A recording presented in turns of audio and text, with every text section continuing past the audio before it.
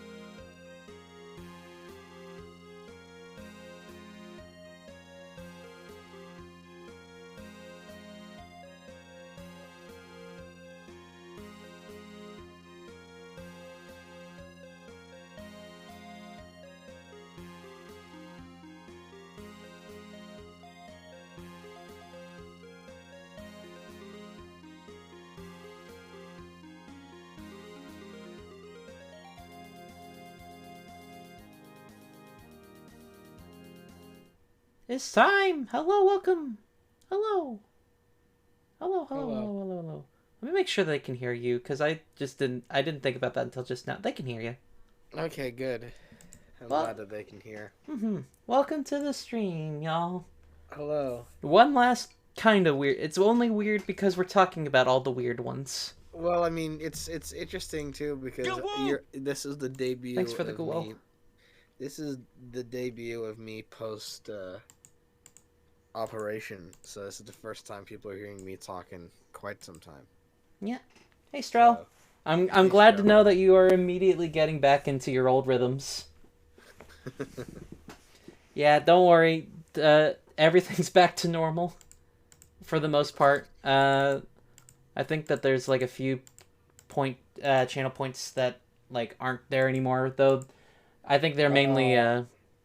I think actually they're just mainly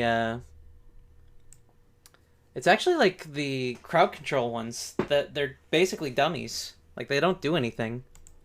Huh. They'll be back though whenever I actually get back into crowd control, which I might do soon. I feel like doing a crowd control at some point. Oh yeah.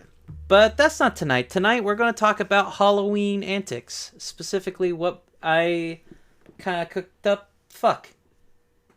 You cooked up fuck. Yeah, Strel's really making good use of the cuss. Uh, Yeah, we're going to talk about we're going to talk about what I did this past month.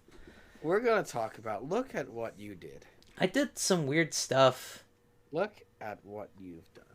This yeah.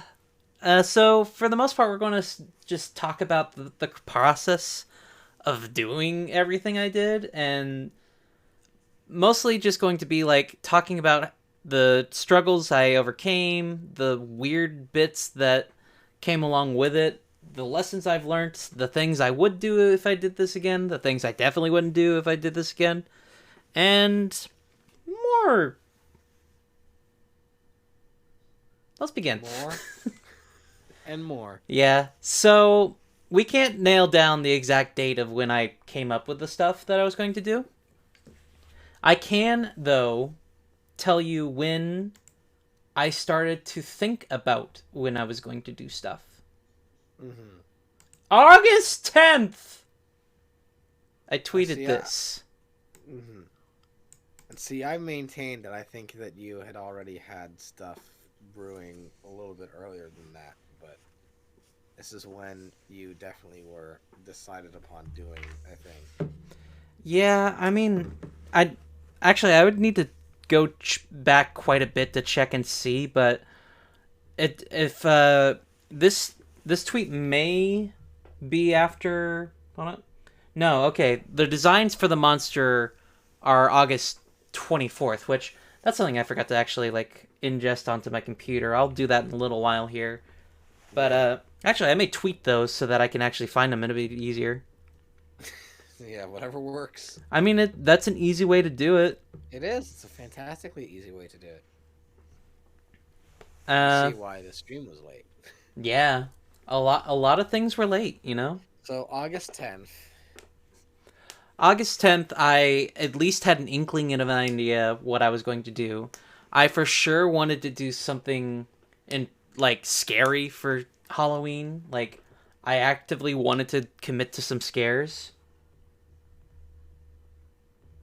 Yeah, my recollection is that like amongst like our group of stream friends was that we were all like talking about what we maybe wanted to do in October for stream stuff. Yeah. And you were saying I'd like to do something that is like actually a haunting or tells a story or has you like the whole essentially like actually do a ghost haunting on your streams as part of the Halloween Yeah. like celebrations. And That's what I recall being here's the main stranger discussion. aspect of that. I didn't necessarily want to commit to like traditional ghost style haunting.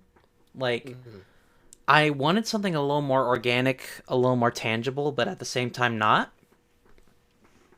And that's where Mm-hmm. this strange creature came from.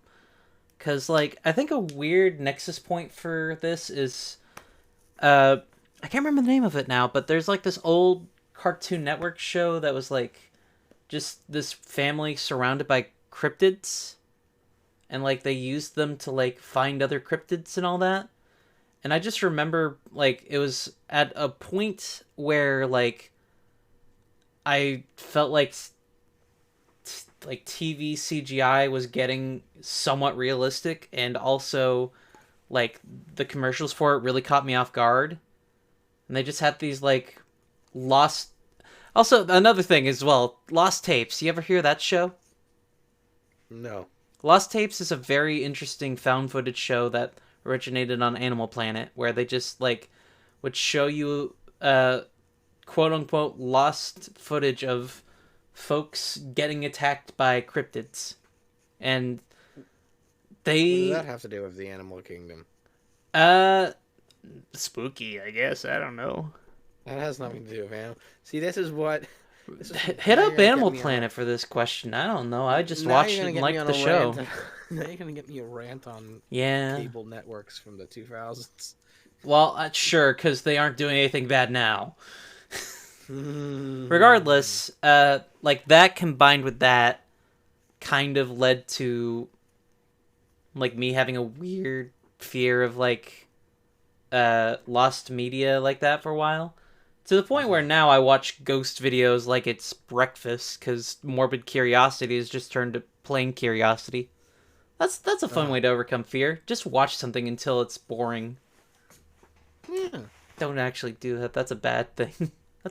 Nah, I think that's how Batman did it. Probably.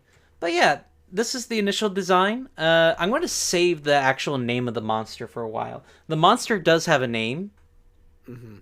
That never came into play. It never came into play. Quite frankly, I didn't want to write it into the story.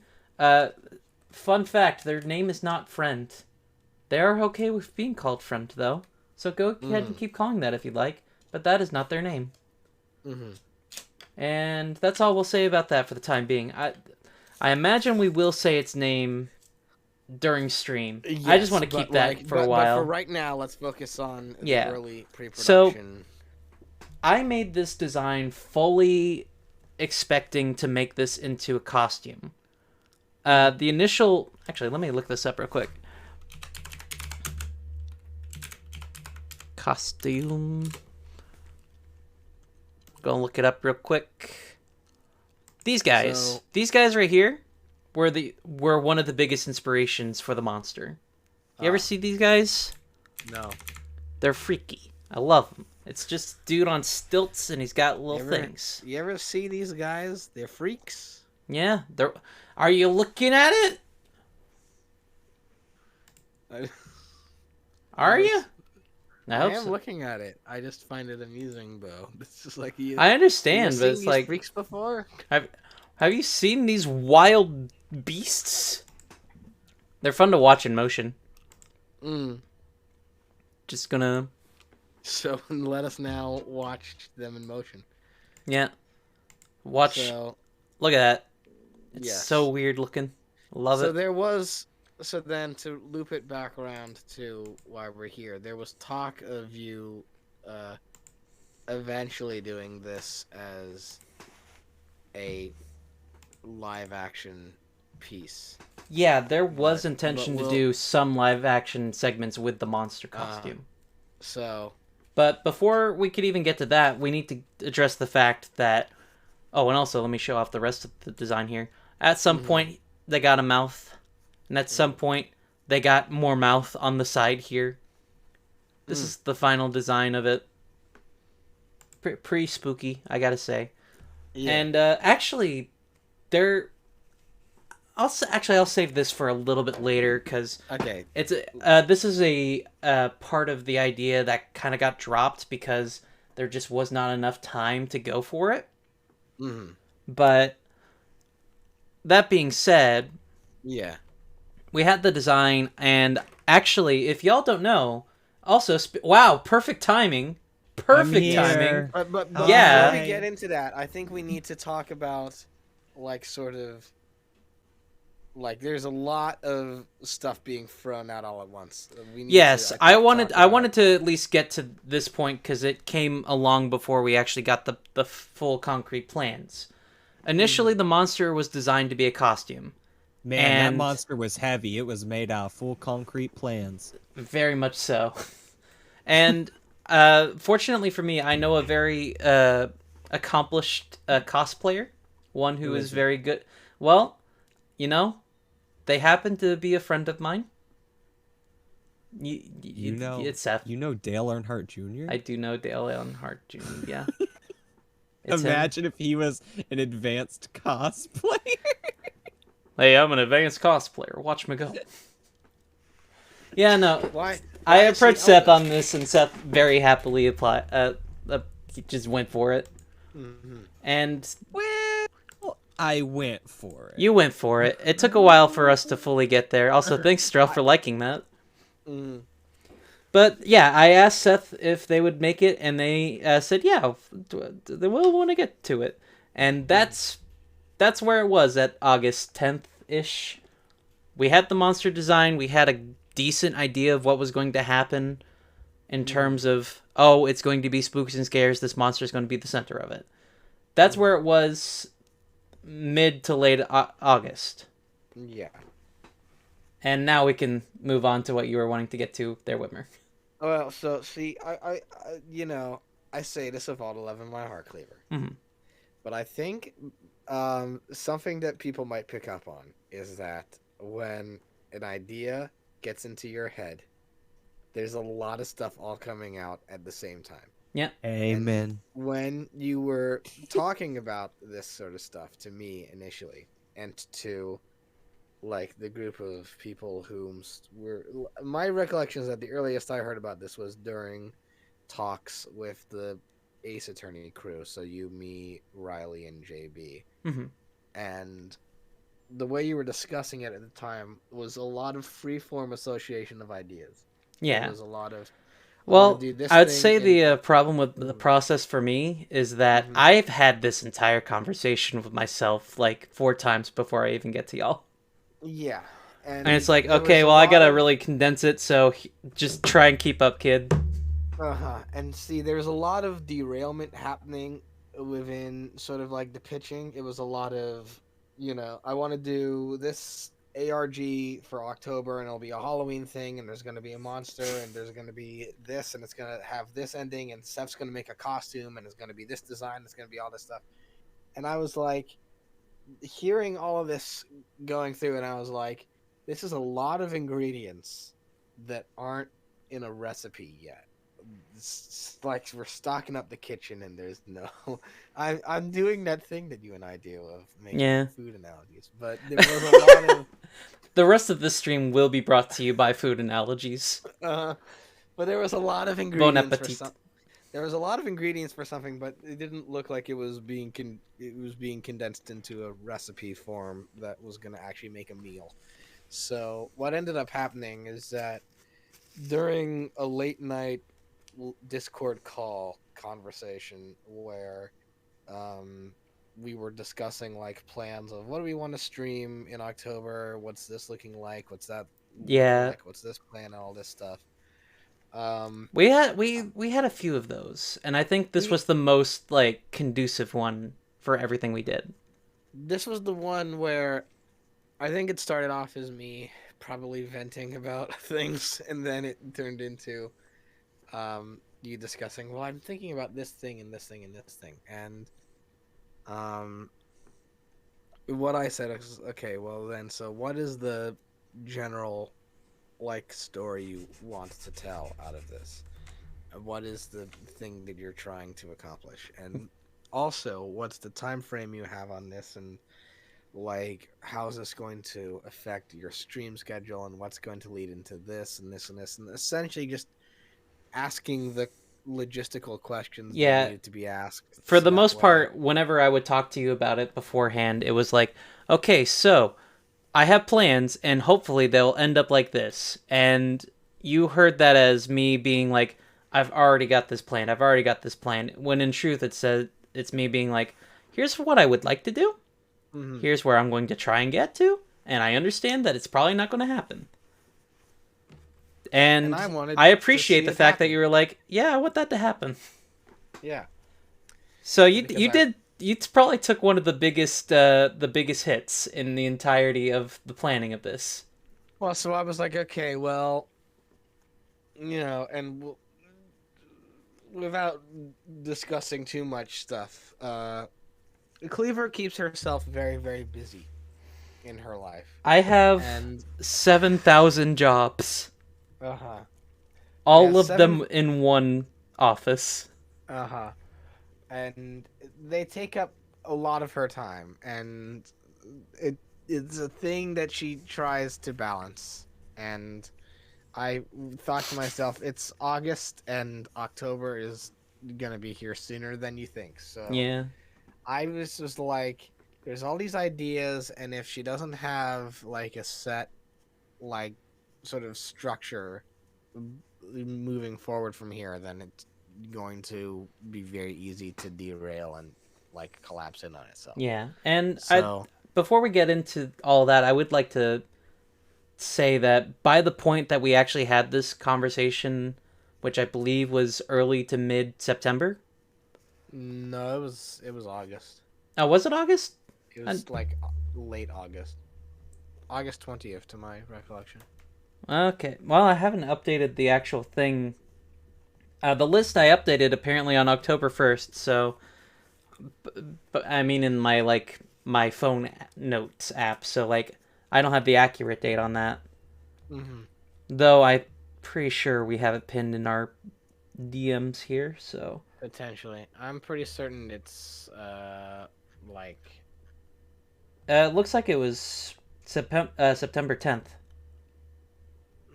Well, that was the last time I pinned one, and it was by me, so clearly that's not the case. yeah, no, I have it pinned here as August 20th. Mm-hmm. So Yep. All right.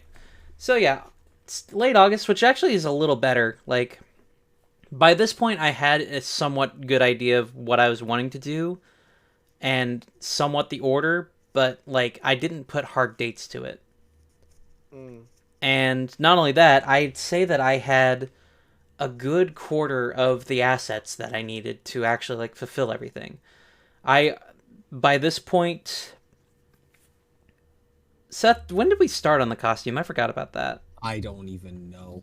Well, I'll look up the day when we actually like got it Here, together at I least. can look. Well, Hold and on. also then we need to discuss what was actually accomplished in the long call. Yes, we do. But I wanted to at least make it known that like all I really had going at that point was I had a really old camcorder that I used for the monsters POV. I had myself, and I also had myself. Take that as you will. And I also had a little bit of time to film all that. Mm-hmm. And that was all I had, really. Okay, so then I would ask her, okay, so then what's your availability like, and how many streams are you looking to get out of the month? And also, how much pre-planning and pre-made assets are you needing to make for this? Because truthfully, one of the hardest things in the world is to do a live event like a live stream and have sort of planned set pieces like hauntings and things like that going on. That's a very difficult thing to do with one person just doing it live on their own. So it was definitely it was going to be easier to have it be a little bit more set up and team efforted. So the basic thing was for me, I was like, okay, well then really look at like how many streams you want, who you want involved in this, and what you hope to do. And essentially what ended up happening was we pulled up pretty much just a calendar of October, and I just said to her, how many streams are you looking to do, what is the schedule you want to have for October, and then tell me what the idea you have of like what you want this story to be underlying all of this stuff with monster designs and camera work and found footage and all this stuff, and actually put it into a story structure that has a beginning and a middle and an end. And then like sort of spokes on a wheel. We just sort of like went through the calendar and went, okay, so by this day you should be at this point in the story, and then by this day you should be at this point in the story. And sort of by doing that, it was a bit more mathematical, but it was helpful in so much that it was like, okay, well now we know like the actual pace of the story, and we know like where each thing should be at each given moment in time. And so then that had a two-pronged effect. In one, then you knew sort of like what you were planning for each stream, and then two, that also gave you a sort of like checklist, I guess, probably, in so much that you were like, okay, well now I know what I have to make and how long I have to make it. Yeah, And to stray away a little bit from food metaphors and going into sculpture metaphors, it's easier to make a sculpture when you actually have armature. And you were very, very good about just helping me build that structure a lot faster than I planned on doing it. Like, legitimately, I was going to go by the seat of my pants and let that happen. Because, like, here's the fun thing about planning an ARG in the span of 2 months. It's gonna feel like you planned it in 2 months. And sometimes planning something in 2 months feels great, you know? Like, you draw a picture of Garfield, and it takes you 2 months. Dear God, how is that going to look? It's going to look amazing. You plan a feature film's worth of media, more so than that, like a TV show's worth, in 2 months. That's not going to fly as well. It helps out a lot to actually have something to at least go off of and riff off of. Like, yeah, I really mean, appreciate the even if night like, that we took the time to do all of that with. well, because too, you had to figure, like, even if you have 2 months, like, of pre-planning for something like this, even if that's like a small window, it's better to have the 2 months than to be having 4 days, you know. Like, you know, it's better to have that instead of being like, okay, well, I didn't know what to do, and now I'm here, and the month is here, and I don't have a plan. So. Yeah, it was definitely a big step in making it happen. I will say, though, like, it wasn't the defining factor of whether or not it would work, and the silly thing was, rarely does, like, the important thing do that for you. It's sometimes just the most mundane and boring aspect of it that can kill, like, a project. In this case, it was getting that goddamn camcorder to work. Like, literally, Okay, so this is jumping ahead a little bit here. The stream where, like, the creature just takes complete control and is walking through the woods, that was shot on a Sony Handycam camcorder that is from 2000, one of the last digital tape recorders. I had to buy so much for it to work because it's just been sitting in my closet, and I was thinking, I want the found footage aspect of this to really ring without it being actually found footage. So, yeah, no, that part, that was an interesting time. We could probably, well, we'll say that for a moment, because Yeah, well, let's move from the night of you and me sort of like working out story structure. Yeah, because I actually looked at the time that I bought all the materials to make the monster. That was September 9th. Okay, so which was a day after I sent the revised schedule. Or day before, actually. So the night that Seth and I started working on the monster's costume was a pretty chill night, actually. Remember that night, Seth? Yes, I do. Yeah. So, something that I will now reveal that I didn't before is that originally the monster was supposed to go through a complete transformation by the end of everything. I'm actually about to tweet out the picture of the like redeemed version of the monster. It'll take me a second because it's really deep on my phone. Then, do you want me to briefly sort of describe what the initial ending was going to be? Yeah, Yeah, we can go ahead and do that at least. So the ending was going to be a lot more ambitious for sure. Uh-huh. It was going to essentially be Cleaver and the monster confronting each other out in the woods, out in the monster's element, and Cleaver just outright befriending the monster in a very well done scene. Like, the way that I had it in my head, which I'm definitely like being self-congratulatory there just by saying it's a well done scene. It doesn't exist. We don't know how it's going to look. I don't care. I'm mad at myself for not doing it. I'm allowed to make grammar mistakes. I'm mad at myself in this moment. Oh, also, it has been posted. Let's look at him. Look at the redeemed little boy. You can't see it because all of the discords. Because of all of the names. There it is. There's the friend. Yeah. There's friend. Right there. Yeah.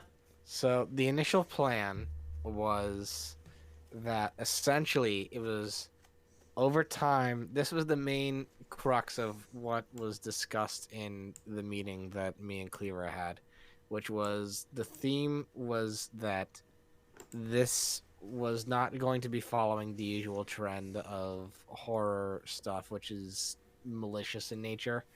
Rather, that this creature was a sort of like the most dramatic form of a socially awkward prankster, like someone who doesn't pick up on social cues and just is not getting the right vibe. And so what they're trying to do is someone that sells NFTs, if you will. Well, by the end of the series, they will dissolve all their NFTs somehow, and also plant 17 trees a day. But the basic idea was that the hauntings and the spooky things should be off-putting and weird, but shouldn't be malicious or harmful. And what was going to happen was eventually there was going to be a confrontation between Cleaver as the live-action puppet Cleaver and the creature, and there was going to be a confrontation and there was going to be a discussion, and by the end of it, the creature would resolve to like not be as like pushy with trying to be Cleaver's friend, and then an agreement would be reached, and then they would transform into the redeemed version as you see here. And then there'd be a small sequence where Cleaver and the redeemed monster would just have a little hangout and be acquainted, but not necessarily be friends. And this wasn't like written with dialogue or anything. This was basically just like this. Actually, it was originally going to be accompanied by a song. So Happy Together? No, actually. It was so I reached out to an artist that I enjoy listening to off and on. Her name is Eliza Rickman. If you know Welcome to Night Vale, then you know her. She has a song called Start With Goodbye, Stop With Hello that I was just listening to a lot around the time of making this story, and I felt like it was a nice tone for what I was going for. I felt like it was kind of the mood that I was trying to present with it, because the whole point of the monster at this juncture in its creation was that it was just approaching friendship in a very toxic way, and the whole point of it was just going to be for it to take a step back and just be better about itself. Like, that was it. Mm-hmm. And I went as far as to actually reach out to her via email and ask, hey, would you be okay if I used this song on a stream? And she replied, yeah, that's fine. So that was cool. I got to reach out to an artist that I like, and she was really receptive of the idea. Wish it worked out. The reason it didn't work out was because I was supposed to start not working on weekends, and I was going to start filming that sequence on weekends, and then that never happened. So it never happened. Well, it happened now. It happened now. So I think therein lies a good way to transition from the sort of story structure meeting into the work that the Seth had to go. Seth and you went through to Yeah. bring this creation Hmm. to physical form and life. And I Yeah. shall hand So, the mic over to the two of you while I go get a drink. alrighty. So, whenever I had actually like gotten a hold of Seth on this, they were very keen to do it, and we finally found a day in September to get together and actually start on it. I bought close to $50 worth of supplies. Actually, nope, well over 50 because this doesn't account for what I bought at Harbor Freight. So that costume cost a good amount. A good $60 at the most, I think. Not bad for a costume, actually. No, not too bad. Yeah. Um, Initially, you had tasked me with getting cloth for the body of the monster, Mm-hmm. some fabric dye for the eyes, Mm-hmm. and also some EVA foam. I got all those things. I also got a nice little utility knife to cut the foam with. And I think that was about it.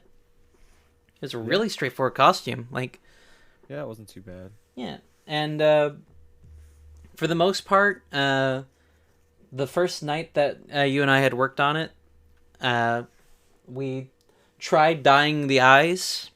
Yeah. You used some really cool like half orbs for eye stuff like that. Like, Yeah. uh, Yeah, it's the same thing I do with my Ewok eyes. yeah. And also, the fun fact as well, the same thing that the cleaver eyes are made of on the real puppet That's me. that's true, and Lattice, but Oh, most people don't know. no about one it. knows Lattice here. That's a secret worth keeping for a little bit. Wink, wink, Okay. nudge. Don't worry. Lattice is going to be incorporated at some point. People But will know what talking about- Don't. We'll- We're just but gonna we're just now- gonna let the name drop, and then like folks are gonna be like, well, who the heck is Lattice? Very close. Very, very close there, Blue. So close. But as You're so close to the truth. But as for this current project, Yeah. As for this current project, we spent a long while trying to get the eyes to work, and then you just ended up like spray painting them. Yeah. And Yeah. after that, we had both kind of decided to divvy up the work. You were going to work on the sewing, and I was going to work on the EVA foam head, which I think I still have a picture of, like what it looked like before it had gotten to its final state. And actually, it took a while for the costume to fully come together because we both have very busy schedules. Yes, we do. Mm-hmm. Which, Seth, do you still have a picture of like your side of work final done? Done final words? They're easy. Let me look. Hold on. Yeah, I'm gonna see if I still have. I should still have a picture of the face. I've got a picture of a dude with a chihuahua in a shopping cart. Seth, you remember that one? That happened in real life. And I sleuthed it out. You You did. remember that? Mm-hmm. Yeah, no, it seems that I may have... You know what? I know I texted it to you. I definitely Yes. texted it to you. And I believe I texted you the other pictures too. Yeah, so I'll just save those and send them. Oh, cool. I not only did I... So, Well, I found, like, just the head by itself. I found some very nice selfies I sent you at one point. Oh. so all told, how much time do you think it took to put together the costume? For me, Oh, I didn't realize it was a video. it took oh goodness. I mean, I worked on it fairly consistently for like a week. I'd say it probably took 7-8 hours, so not too long. Mm-hmm. the reason it took so long, I could have probably Oh. gotten it done in like an hour or two. But my sewing machine broke, Yeah. so I had to sew everything by hand. How deep into the process were you with the sewing machine breaking? Was that like fairly early on, or was That was like... like I got the sewing machine out to sew and went, oh. Hey, I'm going to do this real quick because I did So see the it whole in thing chat. was handsome. Miri is a wonderful, wonderful friend. I'm always glad to see her here. She's always helpful, always insightful. Glad to see her here. Always just glad. Yeah, the whole thing ended up having to be hand sewn because it was all completely my sewing machine was broken as soon as I got it out. Here's I don't know why. Still haven't gotten it fixed. Here's the video of the done head. This head is done. You can see my little frog ring on my hand. I'm wearing it now. Wow. Frog ring. So Seth kind of had helped me like with the shape of it a bit. They eyeballed it, and I ended up putting it together here. And what kind of material is that? That is EVA foam, like floor mat foam. I see. It's pretty easy to work with, especially if you have a good amount of like glue. I forget the name of it actually. Contact cement. Thank you. And or Elmer's. Or Elmer's, yep. Either or. Just put a little bit of Elmer's on just it. put a little bit of Elmer's on there, and it will stick together real good, bud. A little bit of Elmer's. Yeah, and then here's the actual like head after Seth like put it into place. What are those eyes made of? They are half dome Christmas ornaments. Yep. Oh. Spray painted even. Yep, on the inside. And I'd say this was done basically a week before we actually got together and like did the photo shoot, which was a little late in the process. It was October 8th by the time we actually did what we ended up doing for the monster on screen, which actually I've got a little presentation for that. But before we do that, okay. what's up? So then, if the monster started coming together really by the start of October, then what took up the bulk of September? Was it just the sewing, or? That as well as just finding time to make it, because Seth and I both work full-time jobs. Yes.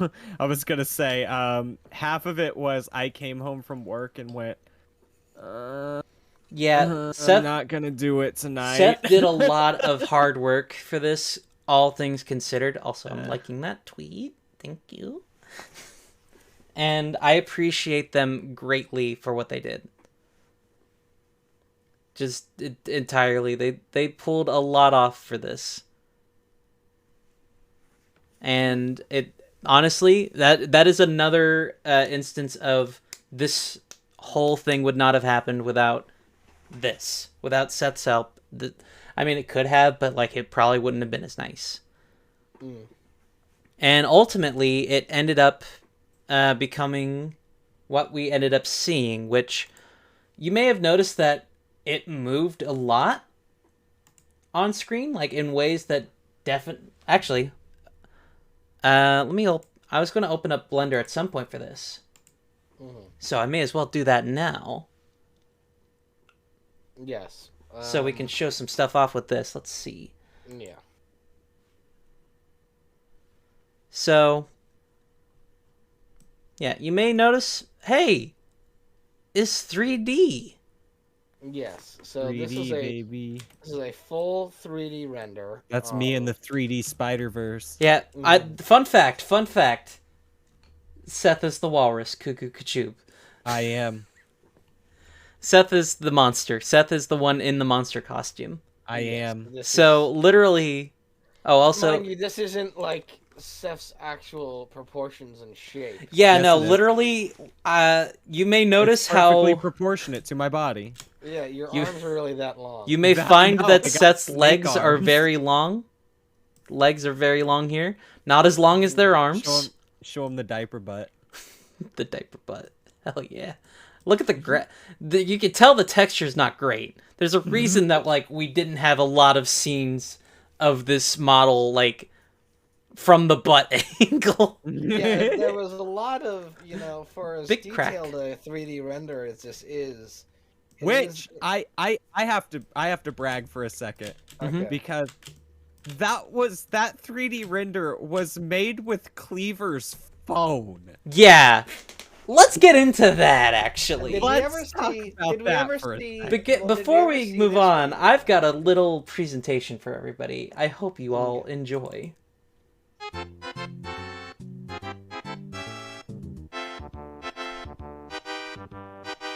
Hey.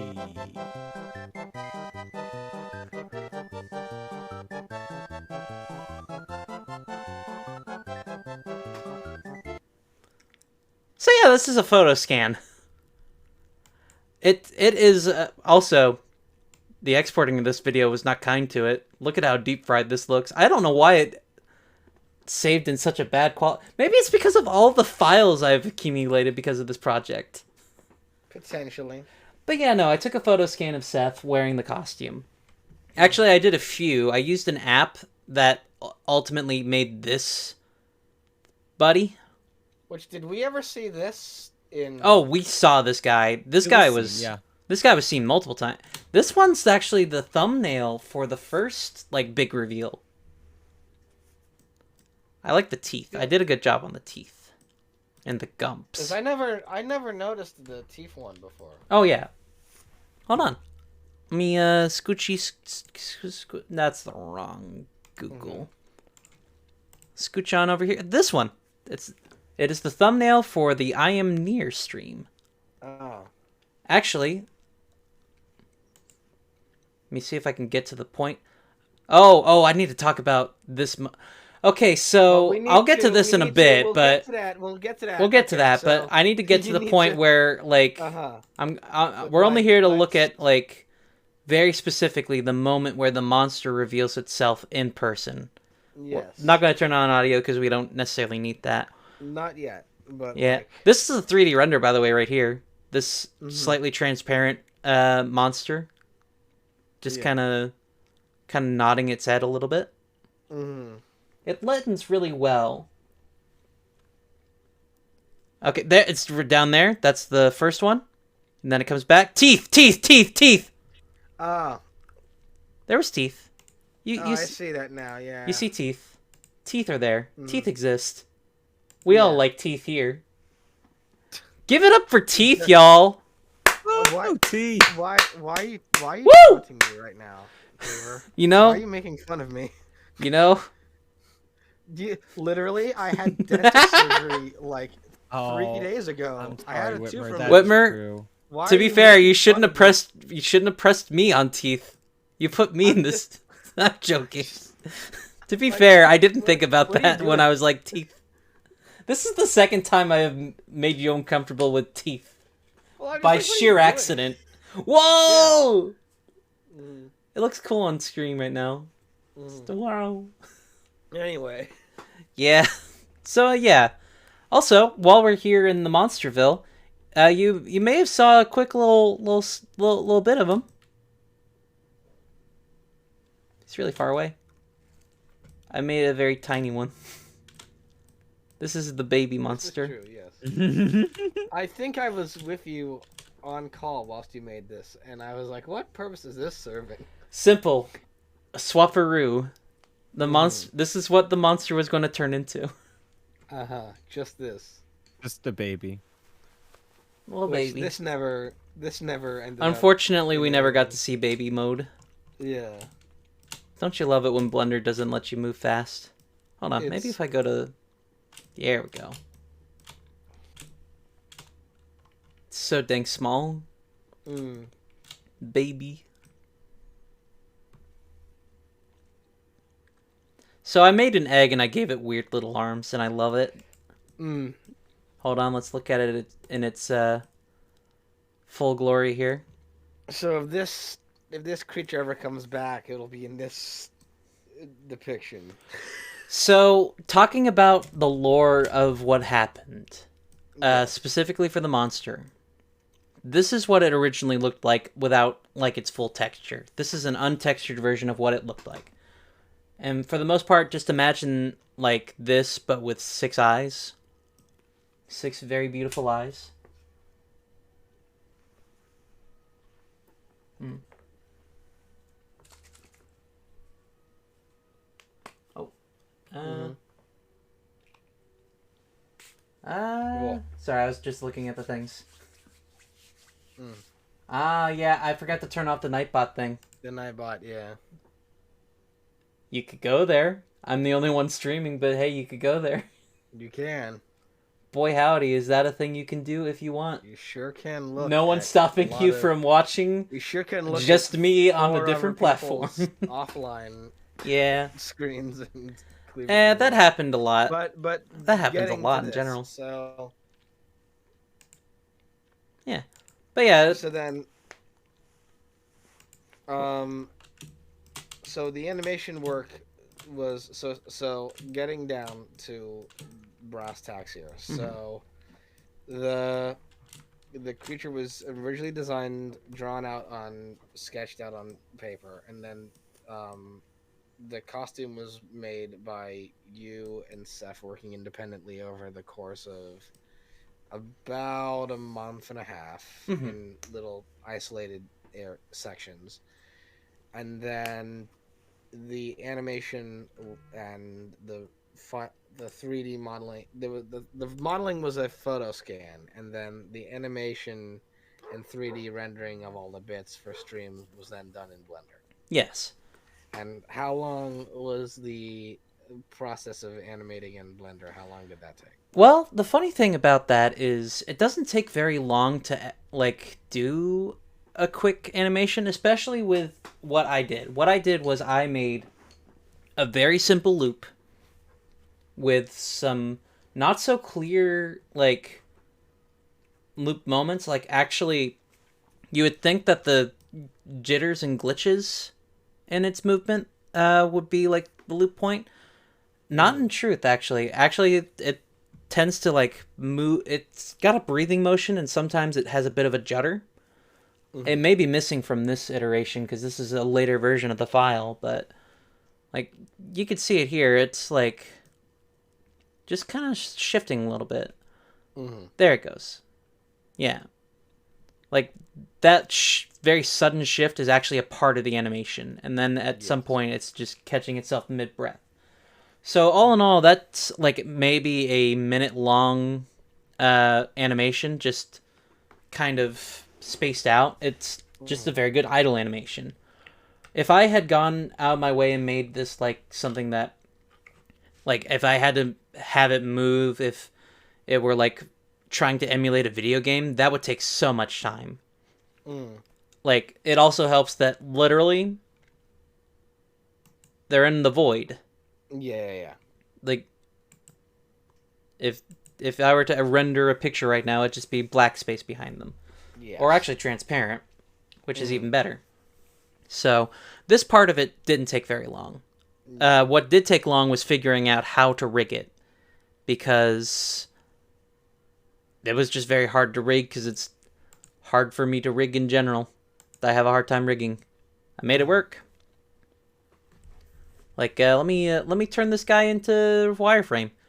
There's the bones. They all got bones. This is the bones. They all got bones. So. Yeah, this is a very nice, high quality model. I think the other one is actually from the app. Oh, whoa, I'm way off base on that. Oh, you're down there now. I forgot that you had some keyframes that were kind of all over the place. Because at one point, the monster was supposed to just be down here. Like, as a little bit of a scare. But I ended up not really using that. Yeah. It's going to be during the I will nots. So, get out there, you. But yeah. There they go. Bye! Off they go running. Yeah. Well, not going to save that. You're going to leave that be. So, that was the animation section. So then, does that lead from discussion of the craft of monster making into the actual streams and performances A themselves. little bit. There's also the other aspect of it that the smaller aspect of it. The monster was present from the very first Halloween stream, although they were more present later on. Like, So then, okay, so I will say, I don't recall whose idea this was that we pitched, mhm. but I do recall there being a discussion where I did say what should happen is that it should be gradually, the monster should be, I think you were saying the monster is going to be present from day one.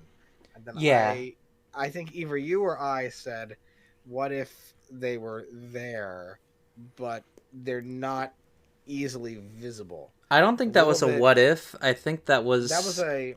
Mhm. I think that was just a full on outright they need to be in the shadows on that. That was certainly something that was like pitched very, very early on. Yeah, and I remember very clearly I said to the degree of they need to be there but not noticeable, and you just said the best option, which was, well, they need to be transparent on screen, which Yeah. they were there. We just didn't have the costume ready at that point. Yeah. And actually, if you go back and you look at it, some folks definitely noticed it. There was some weird was that. symbols on screen. What the heck is Yes. this? So this was the makeshift shadow for the monster for the early streams, whilst the 3D model was being made and rigged and prepared. Yeah. And actually, So- the earliest we saw the entirety of it, for the most part, this is the first thing you would see on the first stream. And folks didn't really question that. It was just there on the screen. And that was about it. And actually, I have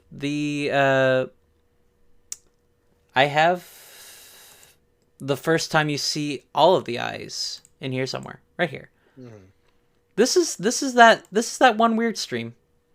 Sans my weird voicing in there, which we'll get to that at some point. But Well, this is the So only stream that has a special like animation. yes animation in terms of the like opening discretion thing, which that's missing for some. Where's that video at? Apparently, I accidentally deleted the close up of the moon. Whoopsie. That's a shame. Ah. Oh well.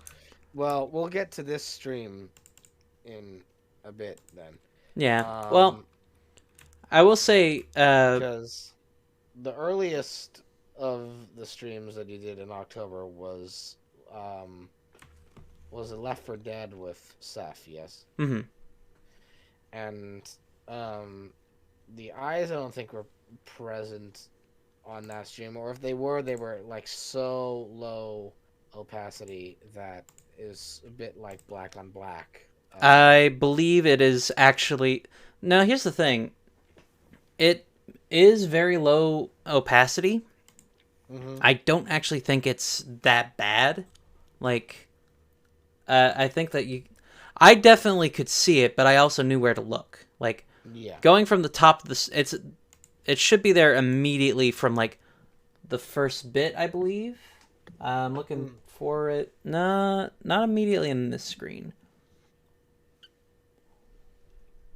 Hold on. Certainly by the end of stream, potentially. Yeah. I think actually, like, after. Well, hold on. It's either I mean, it doesn't look immediately apparent to me. My recollection is that But why does it say What? the raid has been canceled? I think that was just planning out raid prey stuff. Oh, But, that's that. Okay. So my recollection is that the main thing that people picked up on during this stream was that you had put in some slight audio pops and static effects. I avoided on- static in terms of visual. Yes, but audio-wise, there were some little brief sections of like white noise, I think. Yeah. Yeah, actually, I would say it was more like audio cutting in and out. Mm-hmm. Like, let me see if I could find it. It was definitely in the mall. But yeah, and this was the first thing that people picked Okay. up on, because I do recall there being discussion about it in the chat of people going, "Hey, is something like loose?" And I recall Good if before the Oh, stream hold being on. told what was happening, They're all down now. and then Oh after my the God. stream They going, should've just what was gone and going got the on? Why alarm." were there weird sounds? Hmm. Yeah, that was one of the big things. I got a lot of them on me. I'm almost down. I'm out. Okay, yeah, it's a sorry, I little have to after type I on the died channel. because I was like, well, I'm dead. Time to do spooks. So there you go. Yeah. So, and there were people in the chat like, "Hey, there's this weird thing going on with the audio." Hmm. And I think it was easy to play on the fact that, just generally speaking, audio glitches are very common with live Yeah. streams. Oh wow. So, Good hit. Okay, I do recall the jockey like comes out of nowhere and pins Seth. Wait, that's such a rough kill on you there. Very unfortunate. Very unfortunate. Yeah, that one, I remember screaming about that one. Yeah. We should play Left 4 Dead 2 again. There it is. yeah. So Yeah, there it we sounds go. more like just audio cutting out. Mm-hmm. Yeah. But that was something that people initially were like, "Is that just a glitch on the stream?" And I it was mean, very easy to pass that off as just that being like, it Just- is, but also if you really look at it, it's like so clearly fake. yeah. And then that was the first instance of a haunting, and I think that Yeah. just after that stream is more than like, well, I mean, obviously after that stream is the most obvious. So then, yeah, because so The obvious- This was like the second of the streams or the third. This is the Um, second stream of the month. The second stream of the month. Yeah. Okay. So then, do you want to discuss? Ion Rons Igd Logicpig Yawglans So then here's- Cabjed here's- okay, so- Guarjid Cleaver. Godij. So I'm reading the title. okay, so essentially with this stream, there was The title. discussion in our call where we were like plotting out, okay, what day is going to be which, and I think initially the idea was that this was potentially going to be either a collaboration station or a Gartic phone stream. Yeah, and it was And- going to be a very mundane one. Like, you could probably see the monster a little better this one, and Mhm. I was just going to have a guest and they would be in on it, but otherwise, for the most part, there The- wouldn't be anything as aggressive. There wasn't going to be anything overtly haunting or intensive lore-wise going on, because the agreed upon thing was that that if a collaboration station stream happens, the guest should be put at the most ease as possible and not have to worry about committing to a lore. Yeah, mainly just because So- I like that show to be chill as hell. So, Yeah. So But that here's- was sort of but here's the so. thing. But Okay, here's the so thing. then A good friend meanwhile, Riley. because yes, so good friend Riley was planning out stuff to do for her streams, and she wanted to bring back an idea that she had from last year that she didn't get the chance to really fulfill, which was Hidden Roll October.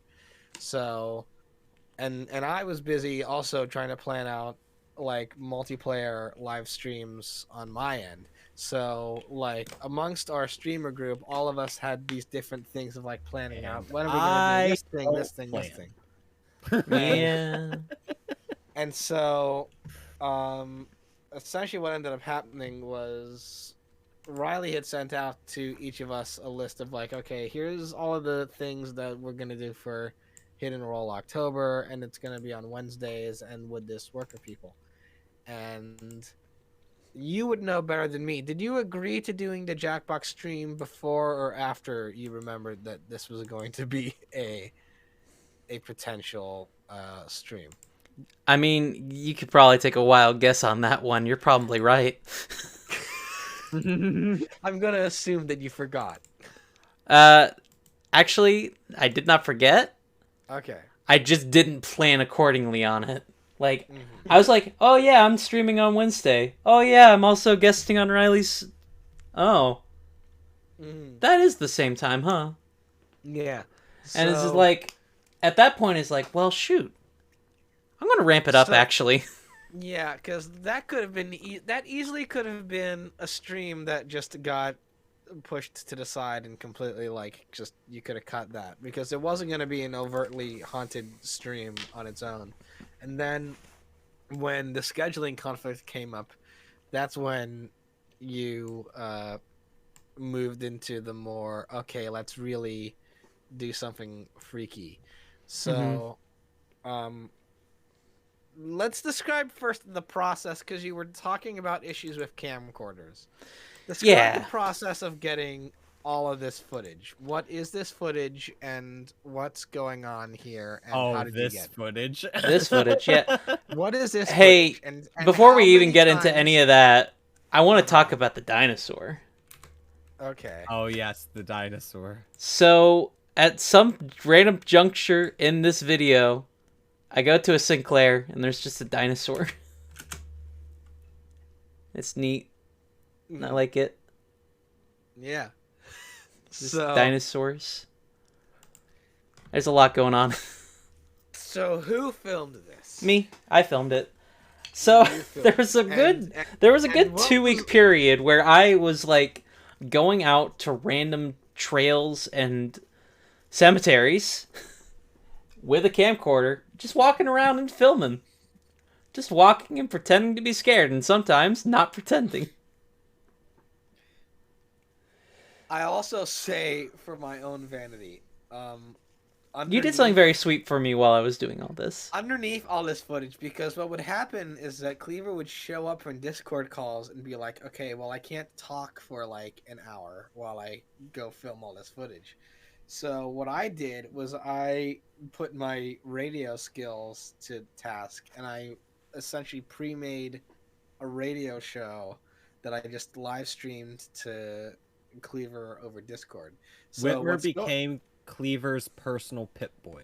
Yeah, so essentially what's going on is this footage is Cleaver wandering around trying to get this spooky looking footage, and what you're not hearing is in her headphones or whatever on her phone is me playing like the Kinks Sunny Afternoon and the Small Faces Lazy Sunday and all these like very happy peppy songs that are playing underneath everything.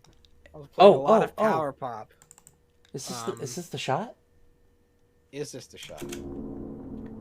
Okay, so fun fact. The first night that I went out and filmed all this, I got halfway through the walk. I went to a place that I've only ever hiked for work, weirdly enough. I won't get into that, but I will say I was expecting to run into some wildlife here. And sure enough, I ran into a possum, and we stared at each other for a little while. And then it ran away, and I was like, I really hope I got that on camera. Can I tell you, this is a little, it's not off topic fully, but it's possum related. Go for the possum related. I was on my way home tonight from getting Pizza Hut. That's very possum related. So the sun was setting, and on my street, and now I live in the middle of a city. On my street, 2 possums were running across the street, separately from each other. Like, there was one possum, it ran across the street, and then a minute later, another possum ran across the street just down the road.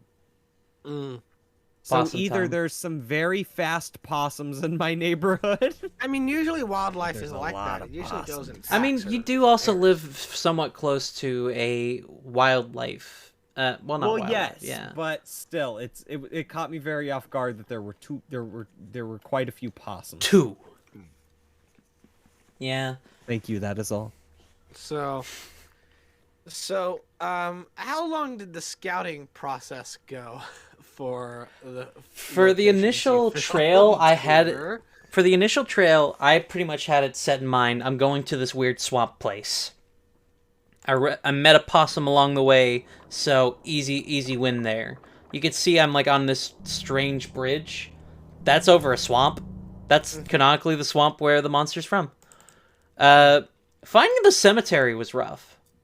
How many? I want. How many times? Just a Clear. simple frog. Did you get in your car after work and Thank you, drive Allie, off for the simple to- frog. Hello.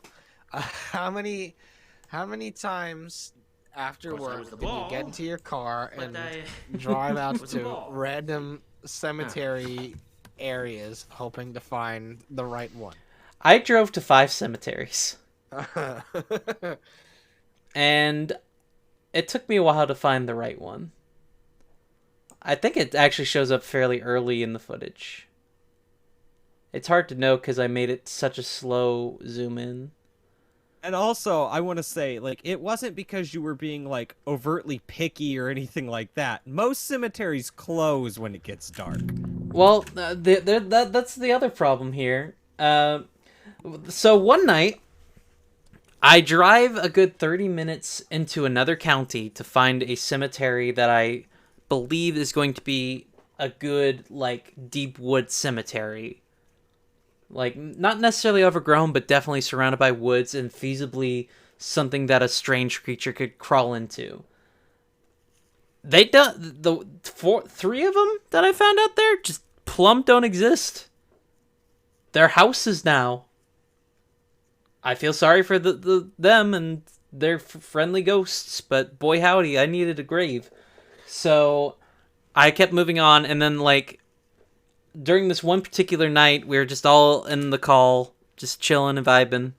This was actually before, I think this was before you got your second, like, DJ mix ready.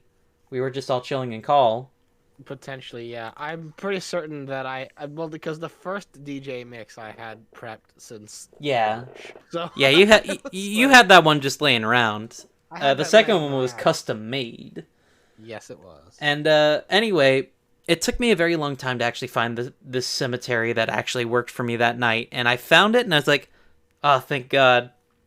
I can get to work. I go to my trunk. I get out my film equipment. I realize I bring the wrong camera. Mm-hmm. Not only do I bring I the wrong recall camera, this. I don't even have battery for camera I brought. I do recall this. Yeah. I remember thinking to myself, And it's like, okay, next week. yeah. And sure enough, yeah, next week. That was the discussions that were being had. I went down to Kentucky. That's right, Kentucky. That's a long way to go for a grave, but I went there. Right. That's right, Kansas City, Kentucky. Mm-hmm. Kansas City, Kentucky. The ever-changing states. Mm-hmm. But yeah, no, I went all the way down there to a Kentucky graveyard that also didn't exist. I was like, fuck it, I'm just gonna film anyway. And so I did. It's quite astounding how many like land developments are being built over top of grave sites these days. Yeah. And at some This is what point I'm the monster taking away. just like full on just runs. Let me see if I can find it. Like there's a little segment where like I layer in horse trotting. You can only hear it at this point because it's not playing well in there, but that's the sound of the monster running towards my voice. Because, like, in the actual stream proper, the entire time I was actually, like, I actually had my mic active and I had a, like, filter on through voice mod. It wasn't, like, I actually had my Discord mic set to my normal mic so you couldn't hear it on Discord, but you could definitely hear it on OBS. Like that. Yes. And so what was It sounds going a lot on- like that. Yes. And so then describe how this was being integrated into Riley's Jackbox stream then. So Riley knew, And I Whitmer knew, That's it. Those were the only two people. And now I had no time to now- prep and tell folks, hey, by the way, I'm doing ARG shit. Don't worry about it. And you know, we have to also discuss that the timing of real life events. We do have to talk about could that. both help and hinder this stream. So because- basically, the day before that stream. The day before that stream, and the day of that stream as well. Let's say the day before that stream is when the Twitch source code got leaked, Mm-hmm. and the whole website had been essentially leaked out. Kind of the by- night before, because I didn't find out about it night- until the day the of night before stream. and then the day of she found out about it. So whilst everyone was rushing around to change their passwords and reset their stream keys, and Twitch was in hot water again for completely like having one of the biggest data breaches of a major website like ever, Where to go, Bezos? suddenly there's a stream going on that Cleaver has had in preparation for many weeks Mm-hmm. that is looking very much like someone hacked her account. And the only people who knew going into it, That was That- that one was exciting. and the only people who knew going into Riley's stream that this was going to be happening were me, Cleaver, and Riley. And then everyone else on call got genuinely worried Yeah. about your channel. Yeah, I remember I was in mod view for your server. And I remember mod chat in one of the discords was going nuts, and they're like, and I'm messaging the mods being like, it's okay, I promise, it's okay. Yeah, Blue, you definitely saw folks tweeting about this. Yeah, You saw me this was- tweeting about this. You saw me lore tweeting. It was to the point that then people showed up on Riley's stream to ask you what was going on. To which I deflected. You deflected as hard as you could. It Yeah. was an interesting stream. Because the thing is that the point of the early streams was that they were supposed to be happening without your knowledge. But Yeah, you- but then people immediately were like, But then hey, people Cleaver, were this like, is happening. Hey, "Hey, Cleaver, this look is Hey, happening. this is happening. Because everyone was so genuinely concerned that your channel had been hacked, and like this was what was the end result of Twitch having its source code leaked out. And onto- at that point, I kind of like gave into acknowledging it, more so because I actually think that helped the series overall. Mhm. Because, Cleaver hacked Twitch to do her ARG. you know, Yeah. sometimes you just gotta do it yourself. Can't believe it. Let's see if I can actually find the Fuck. tweet Oh, that I dear made Christ. during that. Yeah. That's gonna be like, It's gonna be deep. It's gonna be very deep into October. I do recall then it was like sort of a thing that right after, I think either during or after Riley's Jackbox stream, it was pretty much like you had to tell people, hey, like the people in the know who were allowed to know about it were like, hey, you had to say, hey, by the way, I totally knew that was me. yeah. It's I'm like- not sure what happened on my channel. After looking into it, it looked like someone hijacked it. But the strange part is it sounded like it was using my audio from Riley's stream, but just mine. Yeah, so Boy, am I Like- subtle. Uh-huh.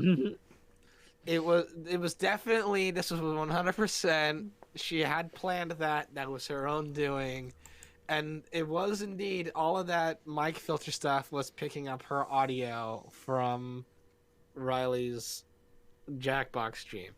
But people, that was, I think, the closest people came to, I think, like, at least before, like, the lore was established. Mm-hmm. I think that was the closest we got I do want to actually talk about. frightening people. I do want to talk about the title of that stream. Yes, talk about it, because I'm certain that there's a cipher in this. Oh, there's for sure Cipher. I actually have the code that breaks it. However, I will not reveal that. I'm gonna let Well- folks reverse engineer that. Ah, are you? So is that about all we get then on the title? Is that it is a cipher? Mm-hmm. That's it. Is there a clue to the cipher? The clue to the cipher is well, I will say this: it is a phrase that the monster is thinking that initiates the stream. That's all I'll say. There you go. So it's poggers.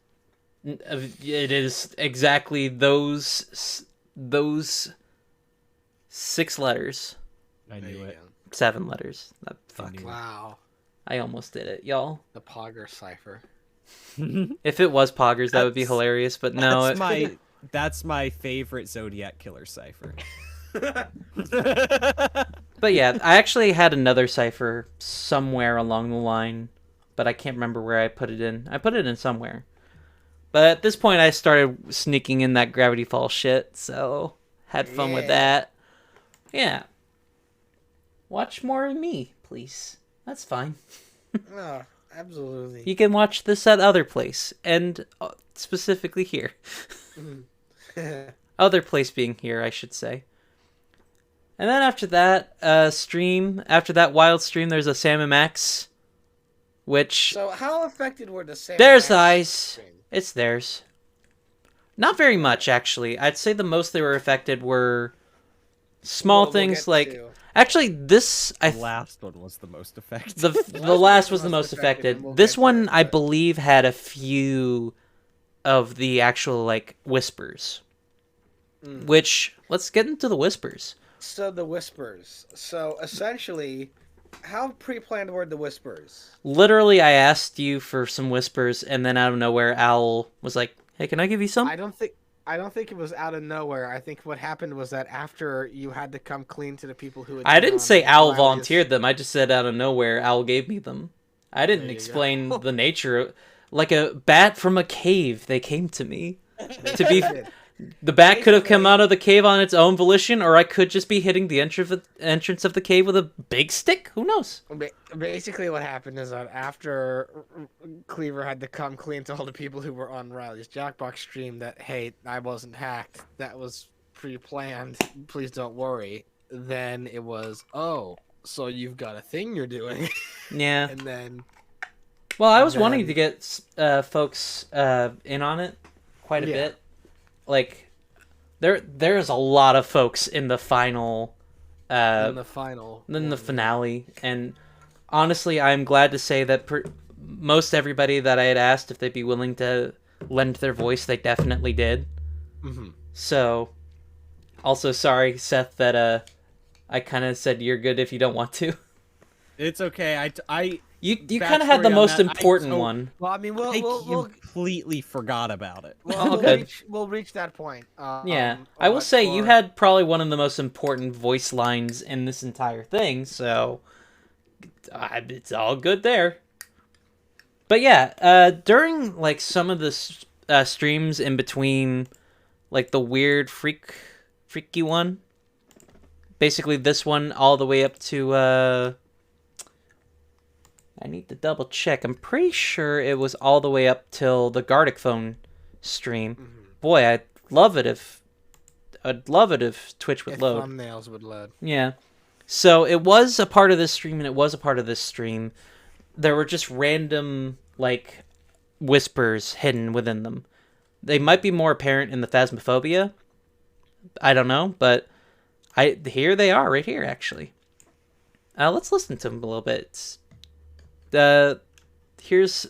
The majority of them are Whitmer, because I asked them if they'd be willing to do this pretty quickly, and they're like, yep, let's go. Fun fact as I well, think this is literally- the only time where you segmented all the things that you recorded. Well, because I didn't want you to have to sit through like long, like silent pauses. Yeah. And to make up for this for later ones, you just have full conversations with me. I just I appreciate them. I appreciate the podcast Well- of you just reading lines. we'll get to that one. We will. but- Here's now- Whitmer's take on the monster. Oh, you see me.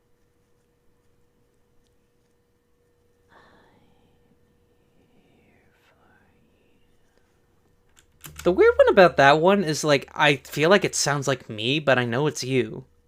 Which line is that? Because I'm actually not getting any sound on my end. I figured as much. It's the I hear you. Okay, so I'm gonna fess up. The I'm here for you. I don't think I ever said I'm here for you, but I'm gonna fess up. The line that I included there of "I can hear you, can you hear me?" Hmm. That is a direct quotation from the song "Sitting Still" by REM. Who saw it Which- coming? You worked a music reference into the show. I always do, Mm-hmm. but hey, it's shockingly not a Beatles one. So Yeah. there you go. I am surprised about that. But like, Oh. I was basically coming up with lines on the spot. That's me free association improv line Yeah. coming up. It helped that of all the people who recorded whispers for the stream, which I think was me and Owl, I think I knew the lore preemptively. So I was like, okay, I know what this character is after, and so I know like what the whispers should be saying. Yeah. Speaking And, of, like, this... let's get to Whisper 3. Okay. Oh, the chair. Sydney Pack Cleaver Bacon? Did he speak it backwards? No, that's French. Oh. For Who's to say French is not just backwards, no? Ce n'est pas cleaver bacon, which is French for "this is not cleaver bacon." Yeah. So Hey, I'm totally not her. mm-hmm. Hey, I'm a spooky voice. I ain't her, by the way. Yeah. Next year, I'm just going to do like a satirical version of what I did this year. And it's just going to be like us just being like, yo, shit, I'm a ghost, what? Holy fucking shit. Here's the next one.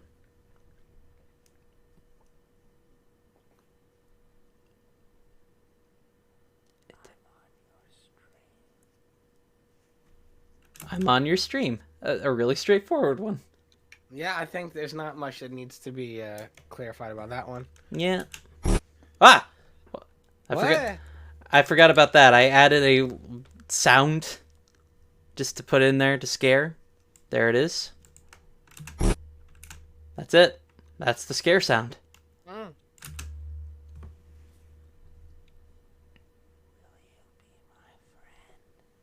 It's very quiet, but will you be my friend? Yes. I believe the next one is I'm your biggest fan. Which I think around this point I had made known to you at least that one of the themes of Too Quiet to Hear? Yeah, I can boost those a bit.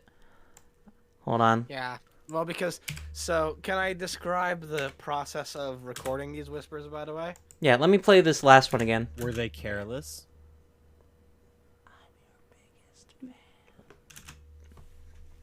Is that a bit better?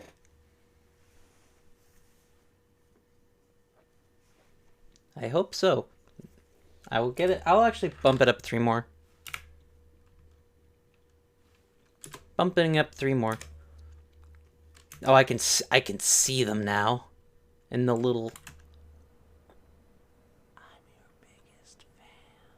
There you go. Now you can hear it just fine. Mm-hmm. So shall I try to describe the process of recording the whispers? Yes. So essentially, and you won't be able to see this, but what I did was I got up from my chair and I walked about this distance away from my microphone. Well, that's pretty far. Yeah, it's Hold on. about like... Hold on a second. Hold on. Mhm. I gotta do some visual. Okay. Wow, that's really far away. Yeah. Well, it's relatively... yeah, that's about the distance. And what I did was I just leaned in like this. I just like bent my back down in like a 90-degree angle, and I was just like, okay, and now just like, I can hear you. Can you hear me? And I just did it like that essentially. Okay, Because I wanted it to be a little bit reverby I get you. and get a little bit of room tone in. I hope y'all enjoyed my my little puppetry there. I almost said Yeah. pantomime. What the heck? This is a pantomime to some degree. I guess so, but yeah. But Here's the second to last line here.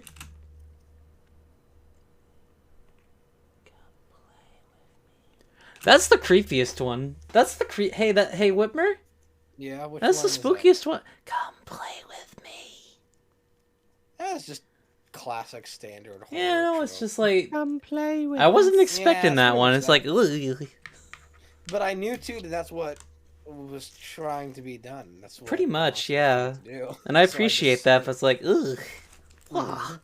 And here's the last of Whitmer's fun little lines.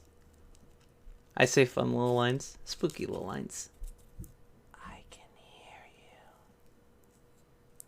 Can you hear me? There you go. Which one I was can that? hear you. Can you hear me? Yeah, that's again completely lifted from Sitting Still by REM. Now here's a odd thing about all these. That's not how you would have heard them on stream. You actually would have heard them tripled over. Like, it's hard to know if y'all can hear it the way I just heard it, but it is 3 voices at once. And then there's owls, which I'm going to also preemptively turn up. I'm going to just turn it up to 10.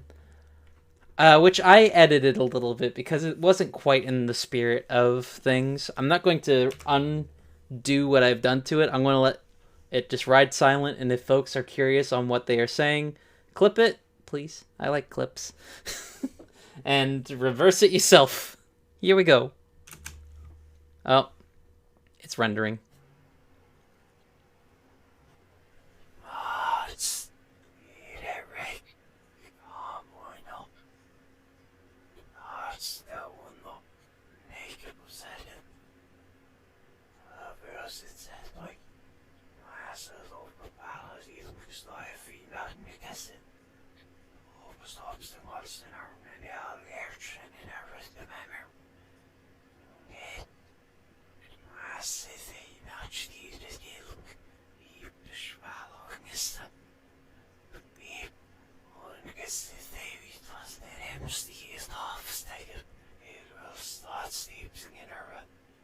It's really spooky.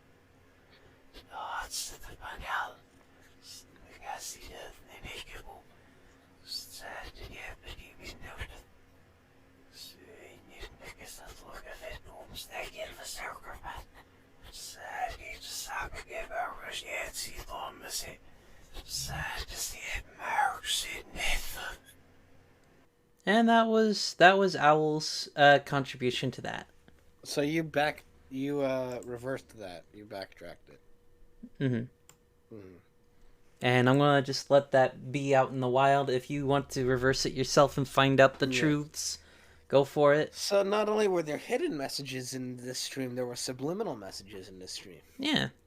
And then after that stream, Ah. that's the wrong Chrome. I've got so many versions of Chrome open right now. Don't ask me why. After that, Why? there was I don't know. I did it for you, chat. After like the first 2 streams actually at the end of the Phasmophobia stream, there was this moment where you saw me for real. The real me. It's me for real.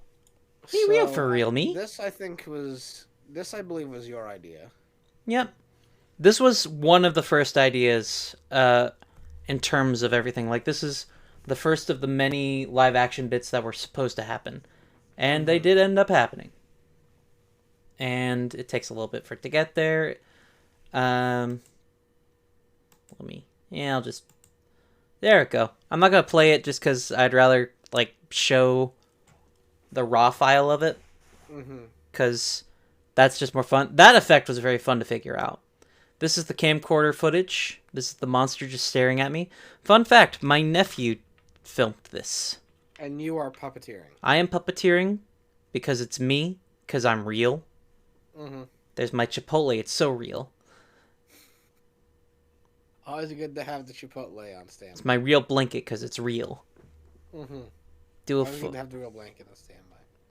do a funny little face. Look at the eyes. This is the first at the moment where eyes. folks actually acknowledged the eyes. I That believe the eyes were there because they were more like certainly now they're more blown up, so that they're more visible. Yeah. And So, let's see. I believe it's the how much history do you have on this timeline?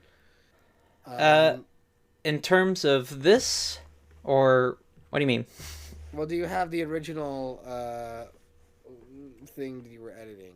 Yeah, this is the original before I timeline. stepped in. This is the original. Actually, no. This is the version that we both ended up on. This is the first big bit of like audio contribution that Whitmer did for me, specifically in terms of audio engineering this moment. 'Cause Which I think does this predate me recording the whispers? I think we technically made these- yes. We made these out of sequence. So. Yeah, we've definitely made them out of sequence. This happened before the whispers, but Okay. we're addressing it So then- chronologically to when folks would have seen it. Yeah, for the 'cause most part. it's the easiest way for people to comprehend it. So. So this entire bit here was pre-recorded. Alrighty, thank you all so much for being here tonight for this great stream. Oh boy. I really enjoyed this one. I got a lot of things planned for next week. It's going to be real spooky. So spooky. There's so many spooks all over the place. It'll be very exciting. Alrighty. I don't think there's much else to say except,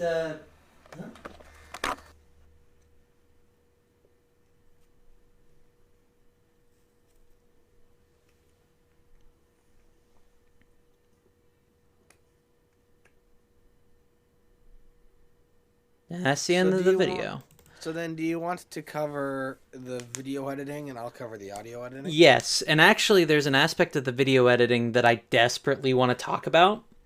So I'm going to save that for a moment. I'm going to have us talk about the audio first, because you put a good amount of effort into the audio. So, there's no easy way for me to display this because I don't live where Cleaver does. The best I can say is that the initial thing, I was sitting in a Discord call with her while she was editing a rough edit of this, and she was trying to get the sound of her wrapping up stream to sound like it was being recorded on the camcorder. Yeah. Because what's happening here is a very classic thing in puppetry, which is that the voice that you are hearing is not the same. It's not raw audio from this video here. It is me repeating the lines from the video as best I can. Yes, because you had like the raw footage of this. You are speaking, but you're doing a different take of the lines. Mainly because the audio on the camera is not as good. Yes. So, in order to get a little bit more hi-fi, she had to re-record her outro using the mic that you were hearing from her at this very, very moment. Yeah. Now, what she was trying to do was have it go from being clean, raw mic quality to camcorder. And she was like, well, how do I get it to sound like a VHS? And I was like, you gotta cut out the bass, you gotta like have it be a little bit compressed, a little bit distorted, because VHS mics on their own are not very good. And you know, me being very micromanaging when it comes to audio editing, I was just like, got a lot of things planned. Let me take a crack at it. Mm-hmm. And the main thing that I did on terms of audio was, number one, I was like, okay, well, I'm going to cut out all the bass frequencies so that way it's just high end. It's just the, like, there's no woofer, it's all tweeter. Got a lot of things planned for next week. It's going to be real spooky. Also, the big thing for me being very, very particular about these things was making sure that all of the dialogue was matching the lip flaps as closely as possible. Mm-hmm. Because again, the lip flaps in this video are not the same. They're not synced up to They are not what- perfect. There's no way I They're could not have perfect. perfectly done it. No, because you recorded this footage before, like, actually taping the audio. And, I like, recorded the footage for this before I even did the nature walks, mhm. which is a This long was, I time think, before the I first thing started. you filmed. Yeah, Um, because funny thing about this, I didn't have the battery for the camera at this point. I had a cord that would charge it though. So my nephew had the camera on a tripod plugged into an outlet in the hallway, and just had to basically like zoom in a little bit and then tilt away very very safely, because otherwise it would just turn off and really really mess up the footage. mhm. So yeah, it was way too early on in the process. That, and I didn't have a good means of actually getting the material from the camcorder onto my computer at this point. So it took a while to get to that point.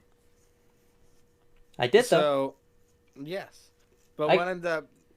Oh, I was gonna but- say I could use my camcorder now as a webcam, so easy There win. you go. Yep. There you are. Fantastic. But what ended up happening was that she recorded the video audio after taping the actual footage for this. So what ended up happening was when it came time to sync up the mic audio with the footage, the lip flaps weren't coalescing in a natural way. So I went in pretty much frame by frame, word by word, and just like cut as Yeah. much as I could. You could see that And- here pretty well. I could see some moments where I did okay. Yes. And there's actually, I think there's a trick to it too, Mhm. which is that in the take that Cleaver did of her Alrighty. voiceover, she said "alrighty" the back half of what she says is completely Alrighty. rearranged, and particularly the moment where she says "alrighty" for a second time. She had recorded her initial file had her saying "alrighty" 2 times, once at the top and once in the middle. Mhm. And Where it's supposed to be, because I say already a lot, because I think Uh-huh. everything's all right. Yes. But what ended up happening was that the second time that she said "alrighty," it wasn't lining up with either the pacing or the energy or something. Something was off and it didn't work. And so there's actually a little bit of a trick, which is that the 2 times that Cleaver says "alrighty" in this tape are the same clip again and again and again. So if you actually play that from the top and then play the second time you say Alrighty. "alrighty," you'll notice it's the same exact. Alrighty. Alrighty. Righty. Lefty. Alrighty. Alrighty. Yeah, it's very noticeable here. It's the same exact take. I just looped it in twice because the pacing. I don't think there's much else to You say said except, it in the actual file itself. The "alrighty" was a bit more belabored, Mhm. and the. I think it's because I was implying I was tired.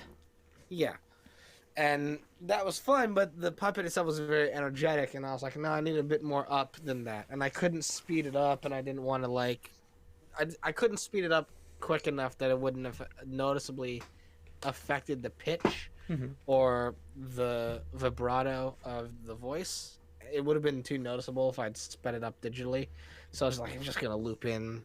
Yeah, first which one. it works. It works fine. It works wonderfully. Yeah, that's a classic audio trick. And beyond that, the last thing I did was so on its own, like by putting in the reverb and the re-EQing, it sounded pretty good, but the camera work was a little bit shaky, and I thought that what would really add to this is if you kind of got the sense of like, it's a little bit Blair Witch-esque, but that sort of thing that you see with all these amateur like found footage stuff, the good ones at least, is that when people are holding a mic, when they're using the microphone that's built into their camcorder or whatever, You hear some every single very finger, crude chunks there. yeah, every single finger motion, hand gesture, whatever the camera person is doing is getting picked up by that microphone, because you're essentially, every time you move your hand, you're rubbing up against the mic. I will say, So- kind of an offshoot of that as well, as somebody who works with a very large professional camera almost every day. That's just true of any camera. If you like do a wild action with your camera that like it can be heard barely by your ear, the microphone will pick it up. Yeah. So there's a basis to that that's very, very precedent. Yeah, and I wanted that to be present. So what ended up happening was I asked Cleaver, whilst I was editing the audio, could you do me a favor and just get yourself some audio of you just like fiddling with your camera and just making it have this bed of like camera noise of just like get the zoom of the lens, get the little motion of the finger, and just including those in little places and making that part of the sound of that footage. This Just is to get- actually one bit of that footage right here. This is just ambient noise from my room on that camera with a weirdly artsy shot of a bottle of water. Here, I believe, is the same audio, but this time, like, now I am, like, handling the camera very viciously, very roughly. And you'll notice, because she's handling it very roughly, she kept knocking the cord out. Yeah, So- because I was doing this basically live. I did not record it. Yeah. So what ended up happening was I actually had very little to work with in terms of like getting the clicking noises. I had pretty much to kind of just use like, I had very little to work with, because there was a lot of times where the most intensive moments of sounds, the cord would get knocked out of the camera and it would stop filming and it would just cut. Yeah, And I was and like, it was specifically the cord that I used to actually like record, not the cord that kept it on. yeah.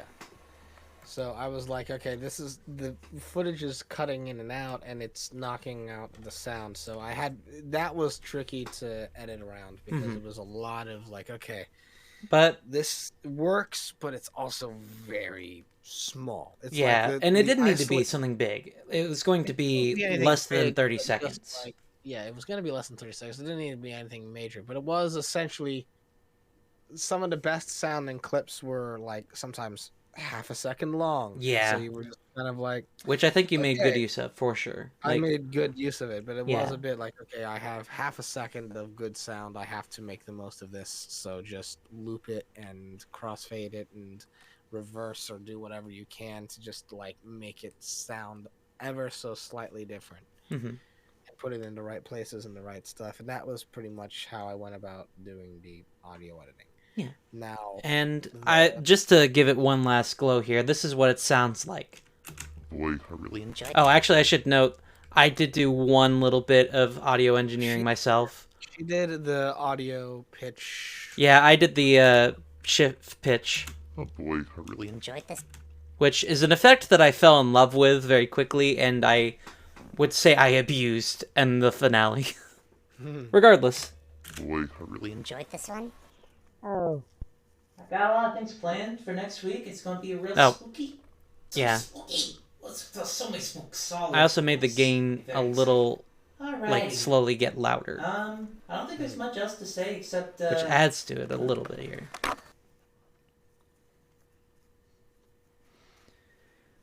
Now, with that all being said, and this part's going to be a little faster, and it's going to have quite a very concussive end here, I would say. For the most part, the visuals were very easy. You'll see I have this pre-made video just called Shift.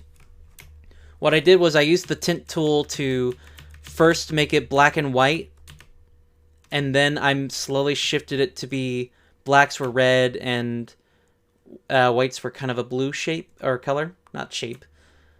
And then it slowly shifts into the first frame of the actual live action footage where it comes out.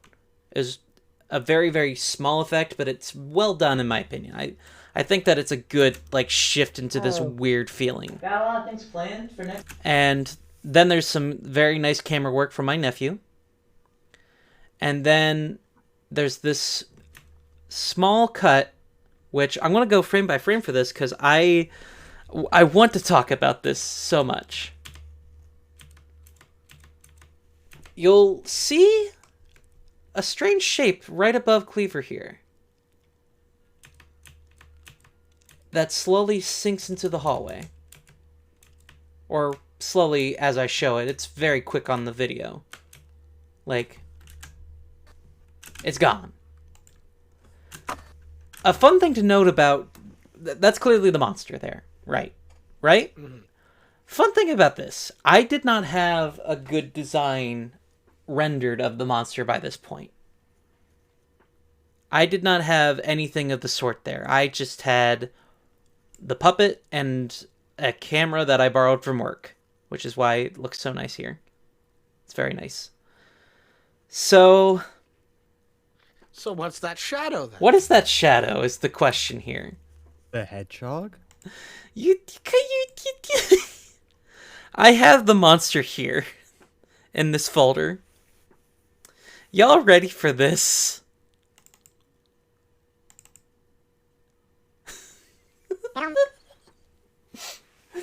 It's Big Chungus. Big Chungus was the monster all along. I knew it. Because this predated you having any like 2D renders, 3D renders. They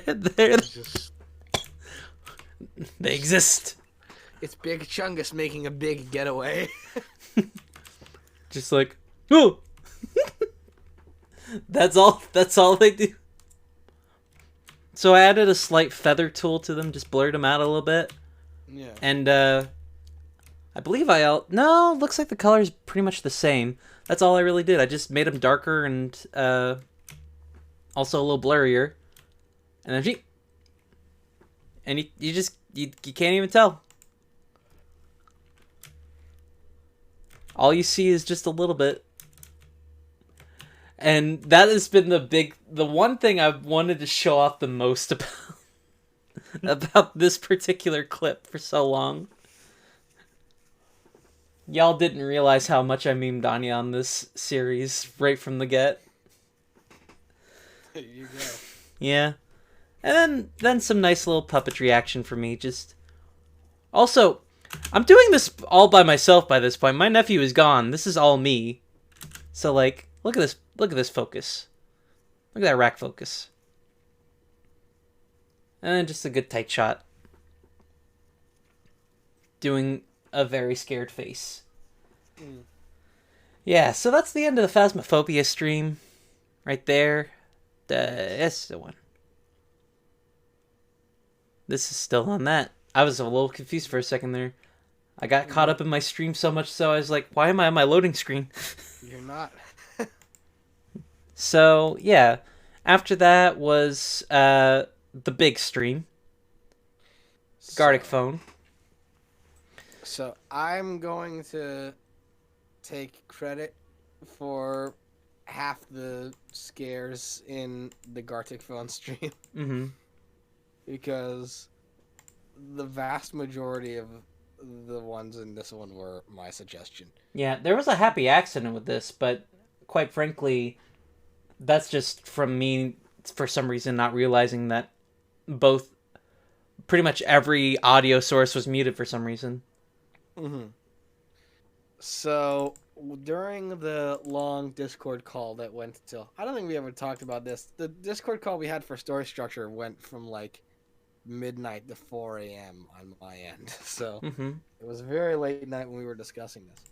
But I was pitching ideas for stuff that could make for good, like, easy scares that would be able to be done with relative low effort, in so much that you could do them, you could prep for them, but they wouldn't distract from the stream, and they could help Cleaver maintain focus on performing for stream.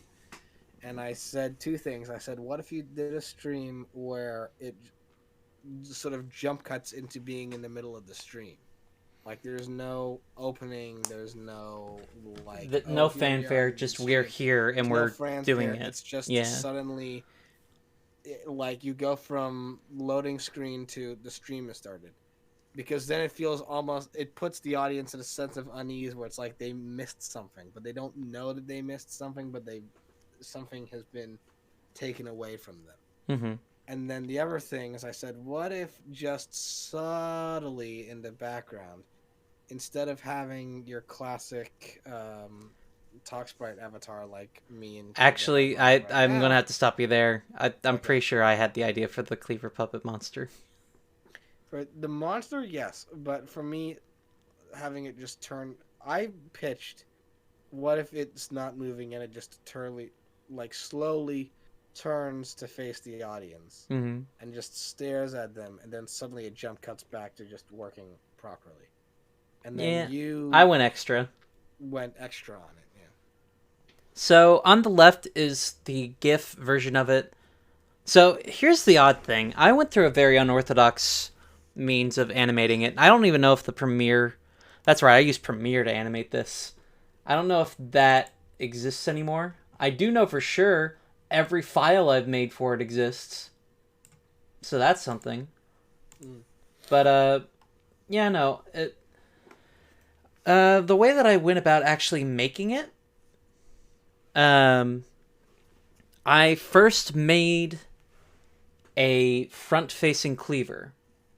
I then drew a few in-between frames, and then I slowly just started going crazy with it to the point where this happened. And I was using a program called Sprite, and that's my go-to like illustrator for animation because it's just good. That's what my little Cleaver puppet is on stream here.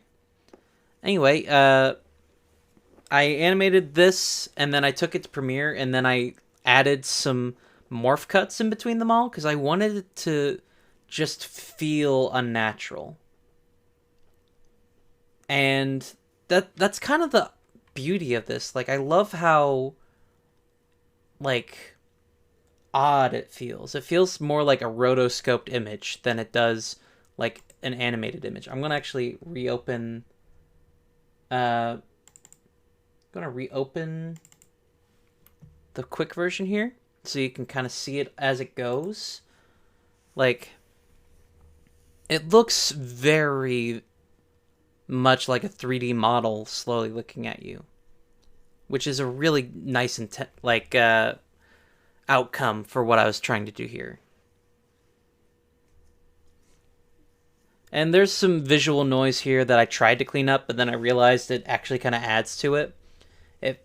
I feel like if I had added a sound effect, which I didn't want to, but if I did, I could add like the sound of joints popping and cracking because it feels like it's being broken out of its mold. That being said, there was slight discussion about potentially having sound running underneath this. Mm-hmm. After you'd done the animation, there was discussion of right when the teeth revealed themselves, you wanted to draw a bit more attention to that happening initially, and you had done an edit where it turned into a jump scare. That's not entirely the case. Mm-hmm. Specifically in terms of the sound part of that. At least not exactly that. What was going to happen was the Cleaver puppet was going to slowly stare at folks. And what I kind of wanted to do, but wouldn't really work unless everybody was doing it perfectly in time, and or if we had just pre-recorded it, which wouldn't work at all, was I wanted everybody's voices to kind of get a low pass to them, like gradually grow more and more muffled until like this face happened, and then it would just slowly like get bigger on the screen and then just very suddenly go back to normal. Like, that's more what I was wanting. Yeah. Which, And it took too much to plan, and it wasn't really took too worth much it. to plan. There was discussion that was had between maybe I could like remotely control like audio stuff from my phone and stuff like, and then eventually it was just like, just push it to the corner. Yeah, just pull them in the corner and just let folks freak Because out. you did do an edit though where the like teeth thing took center stage and like There is. Hold on, I may actually have like the footage, like the game footage was going to fade out, and all the people were going to see was the it's 30 minutes long. It's 30 minutes long. I think you can cut ahead to the final 30 seconds. There it is. That was what was going to happen. The screen just goes to black. And it just slowly zooms in. Mm-hmm. Where you going, buddy? And then we all would have like turned our mics down with a low pass to become more muffled. And I think the two elements that I remember being the trouble spots were number one, getting the green screen to fade out appropriately. Yeah, which I found a fix for that well after this, which is annoying. Yeah. And then the other one being my insistence that something auditory had to occur. Which during that. I disagree, because I think it would have like validated the scare, which I didn't want it to feel validated. I wanted folks to be like, what the fuck was that? Which, yeah. Wow, look at you. You're almost there, bud. The actual GIF itself takes like 4 minutes to do. I will say this, and this isn't really a behind the scenes thing. It's just more so my own critical discussion. In the early drafts that Cleaver would send to me of that animation before like the teeth came in, she showed me the one that was like the final like turn thing. And I genuinely thought that the extra eyes were actually mouths. And honestly, the way that the lighting was reflecting off of them, I thought that like you could see some teeth. Honestly, I find the best scares are found in ambiguity. Yeah. Like, you can think those are eyes, you can think those are mouths. Either way, you're seeing them and you don't know for sure. So like, that's a win in my book. I like this. I like this guy that I drew. I wish that I could go back to this moment in time. You can't go back. You can never go back. Well, I'm here now. That was another song lyric. I know it is. You know me. I like to make it a conversation. But yeah, and also I gotta say thanks to all the folks who were in on this stream here. Specifically the two that are here, as well as JB and also Nat. Yeah. Which that was Nat's first time on any of my streams. Fun introduction. Yeah. And that was the main scares for that one. Yeah. And something there's a few things I want to address with this one.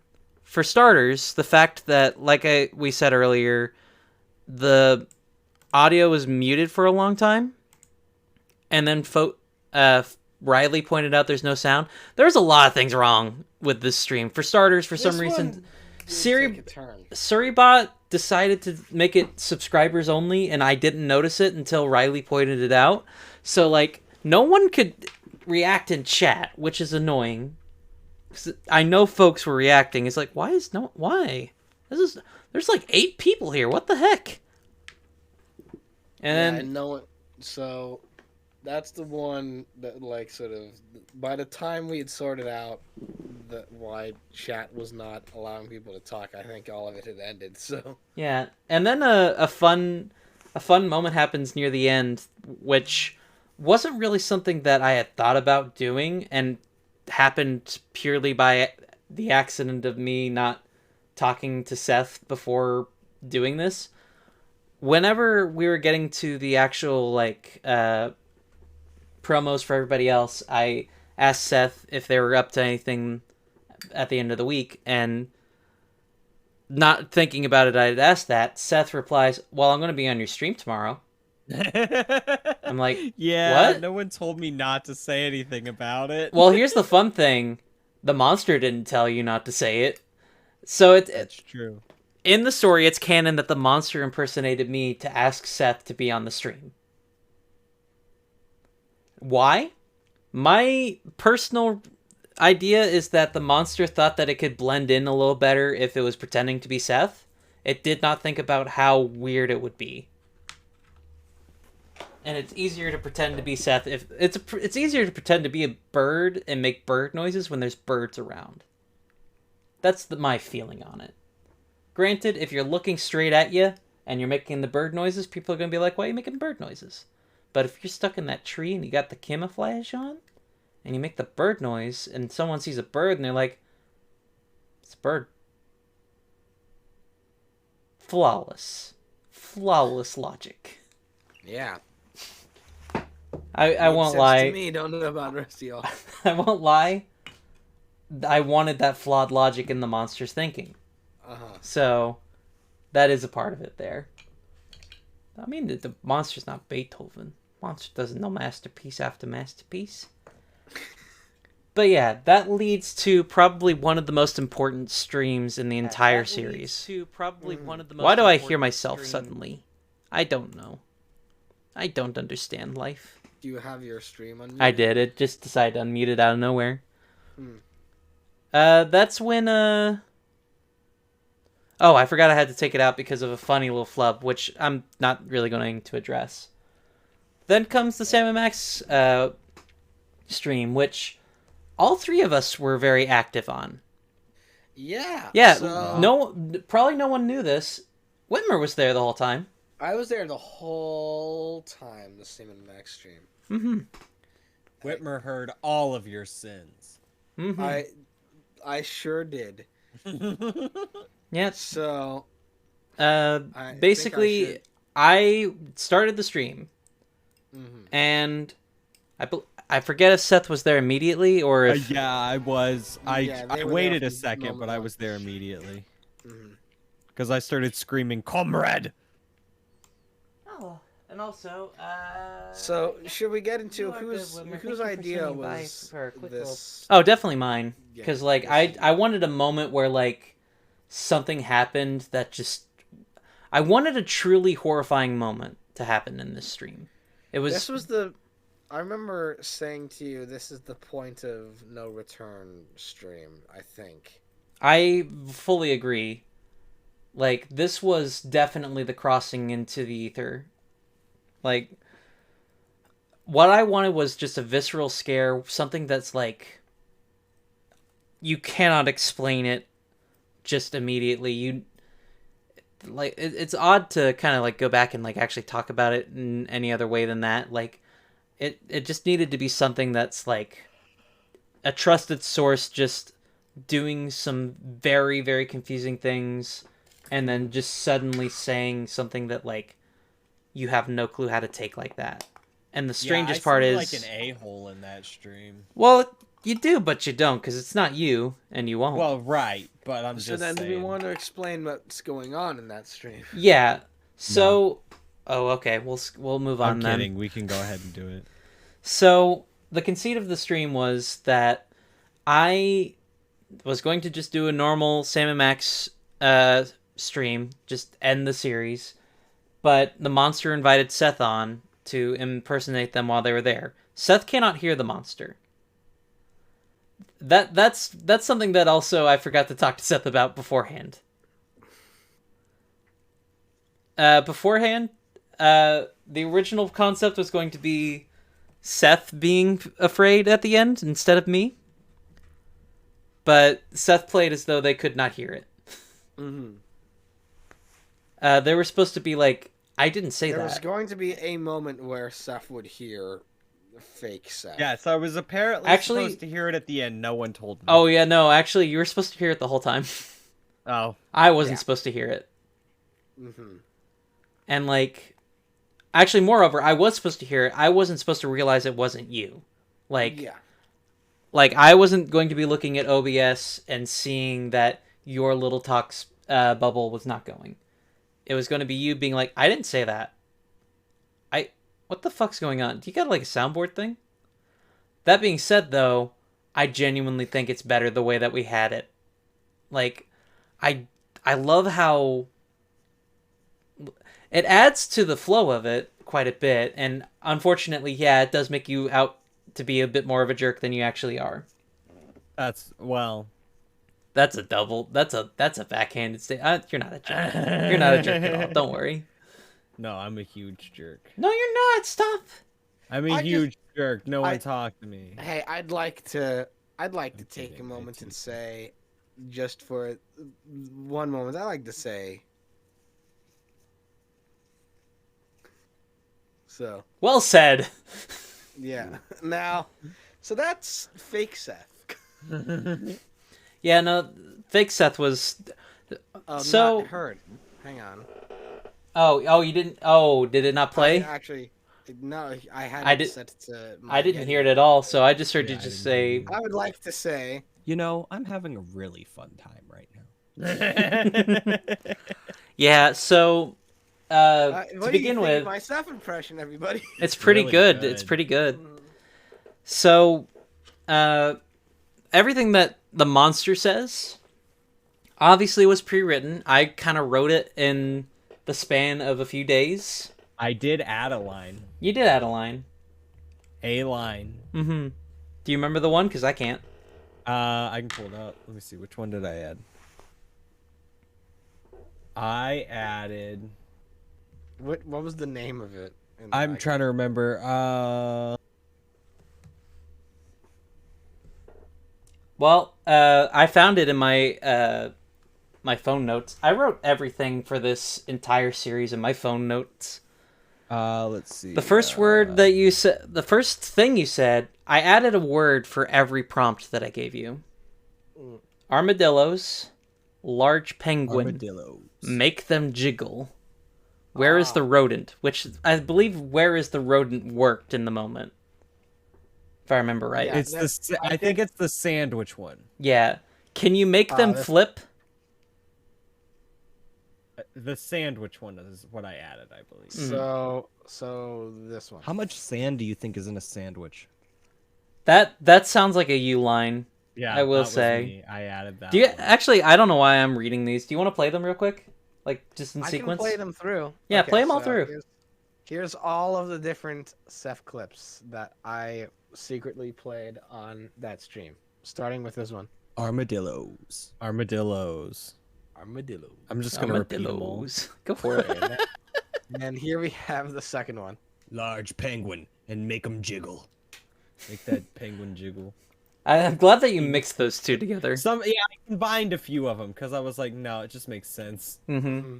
And then there's this one. Can you make them do a flip? And then there's this. Where's that rat?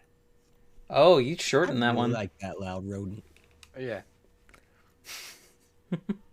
I'll play this again. I really like that loud rodent. Just a simple frog. And then sandwich again. How much sand do you think is in a sandwich? And then this is where Hold on, I gotta say something because I was just reminded of. Speaking of rats, do you know who was at my daughter's school today? Chuck E. Cheese. Mickey Chuck E. Mouse? Cheese! Nice. yeah. He was just standing there waving at all the kids goodbye. Okay. Well then. All right. So here's the back half of Just a simple frog. just a simple frog. Just a simple thought. Thank you, Straw. And that's Here's- Whitmer's line. Yeah. That's mine.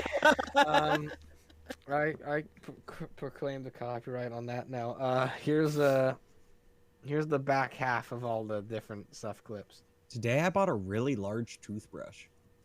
I really The like range that of line. cantaloupe is growing larger. The range of a cantaloupe is going larger.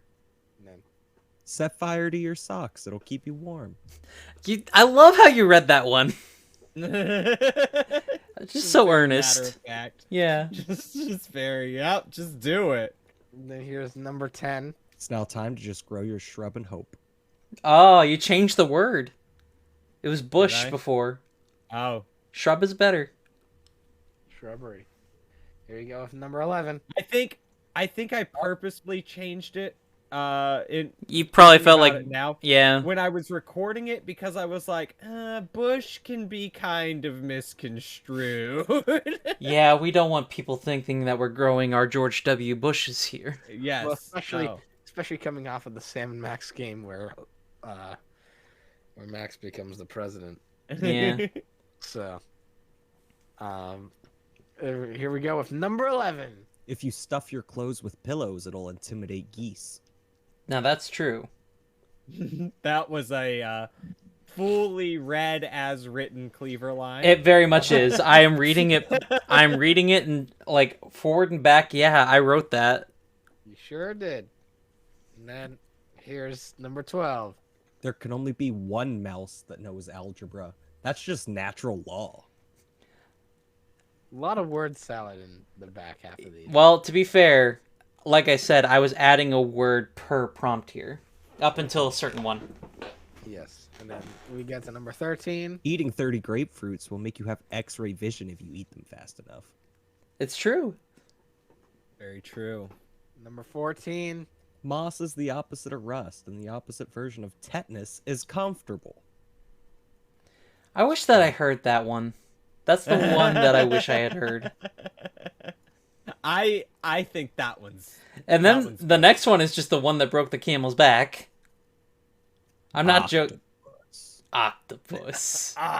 Octopus? Yeah, and then we have the final two clips, which were very lore intensive. Number 16. You know, I'm having a really fun time right now.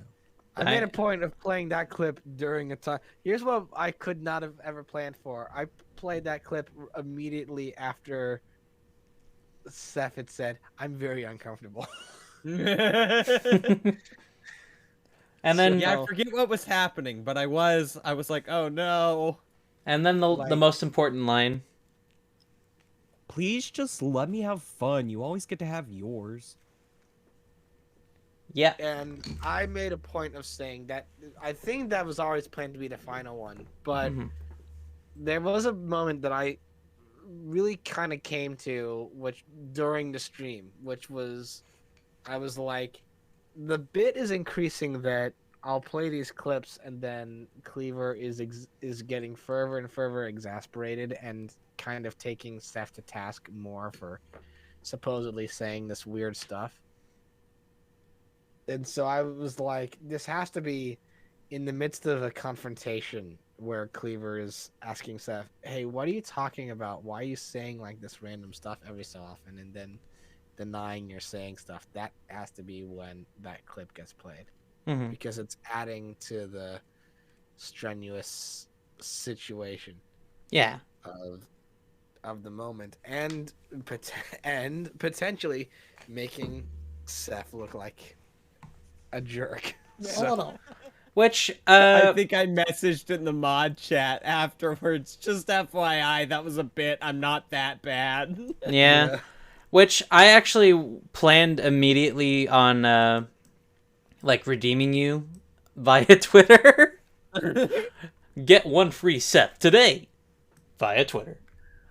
Like let me see if I can find that. That's the Gardic phone. That's this. Okay, well, first off, here's, I believe, yeah, this was the tweet I made immediately after, just trying to establish that, boy howdy, these streams are starting to take an effect on me, because in the voice that I was giving, they kind of were. And then the next day, I believe, yeah, I go off the rocks and start being like, hey y'all, what the fuck? Hey y'all, what the fuck? And like I actually show it off here. Yes.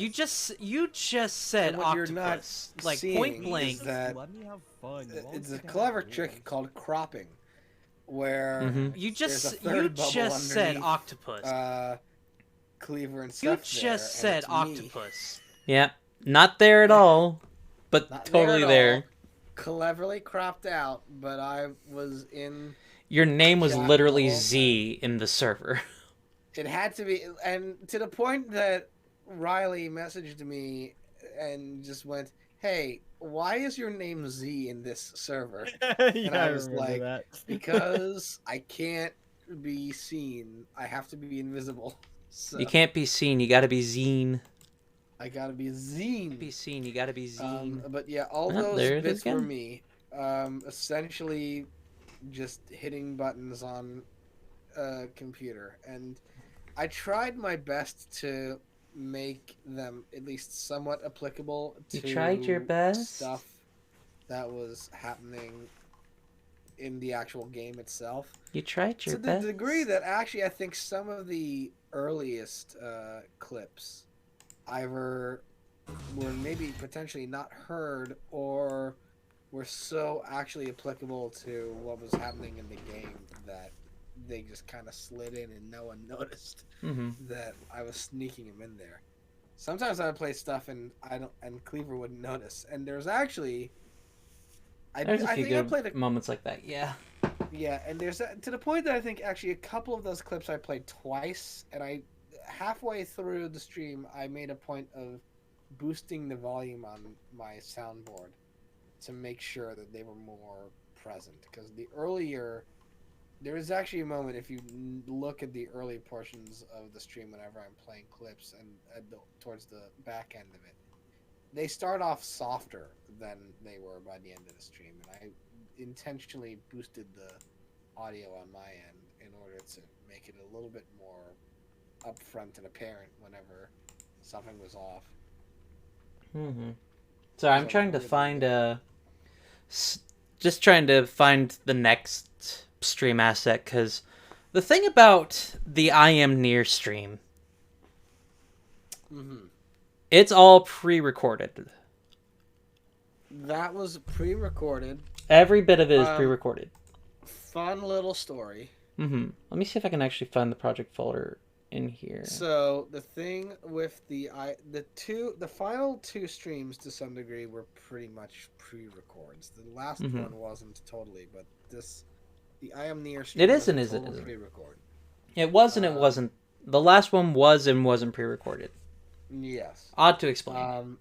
Odd to explain, but we'll get to it eventually. But the I Am Near stream was 100% pre-recorded, and with live elements happening outside of the stream. Hold on. But the main crux of the I Am Near stream was This is not what I And- think it was.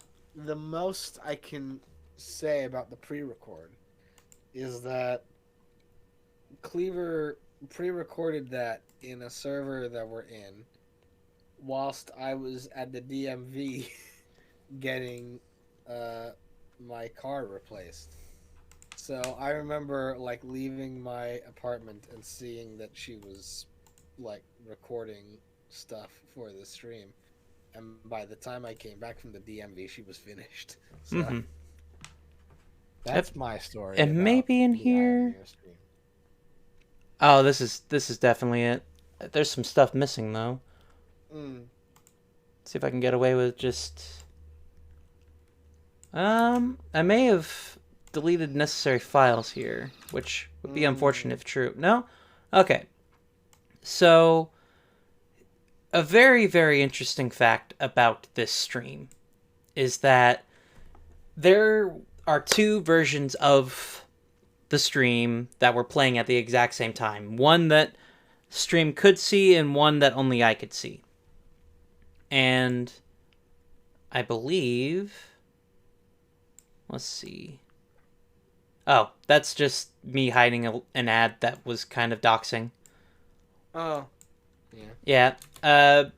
I would see this. I would see a little countdown that would play 8, 7, 6, 5, 4, 3, 2. Once the 2 hit, that was go time. I wrote in chat at that exact moment. I don't know what you mean. Wait. So, like, I had to pretend in this moment that, like, I was seeing everything going on in chat. That was the weirdest part about all this. I took all the stress off myself by pre-recording, but then like added so much more in the post here. Because like actually having to like write everything down and be ready to post it was so nerve-wracking. And it led to, quite seriously, probably one of the best streams I've ever done in terms of like just, you know, general doing it. Like I had a great time actually like acting in on it. It was very fun. There was a lot happening in the metaverse of that stream, in so much that there was sort of like I did a lot of ongoing stuff thing going kind on. of in the moment, like just then and there. Like, let me actually get into it here. You don't see it necessarily on the title here. You see folks talking about it in chat there. Actually, you do see chat the entire time, which was a nice little touch. You got to see me talk on stream and then freak out. And something that was really nice about it was like during the time I was like, oh, I've turned off all of my channel point stuff. I can start turning some stuff on. I'm waiting for a while here. So I just started adding some terrifying things to really imply that something bad was going to happen. I believe the first one was offer condolences. Which people were like, what the fuck is that? Loved that. Then there was... prepare. Just prepare. And then, I think it was just say goodbye or something. Yeah. Something along those lines. Like, there were 3 of them. And as it went along, I just kept adding them, and, like, folks were, like, using them and being like, what the fuck is going on? What the fuck is going on? And it was just so fun to do. And then, like, right as it gets to the end, and I'll actually unmute this, I really enjoy how this turned out.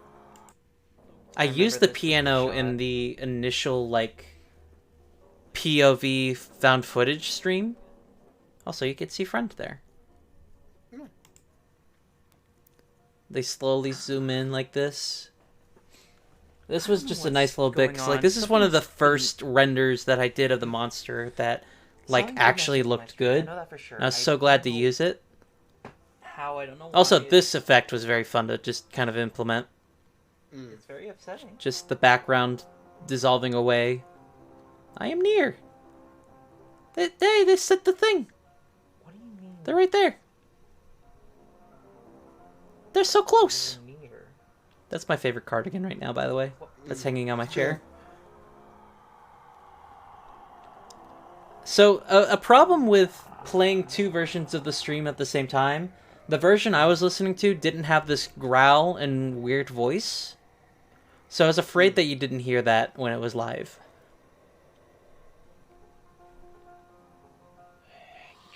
Also, me acting in text. Oh yeah, you going there. Identify theft live on stream? Identity theft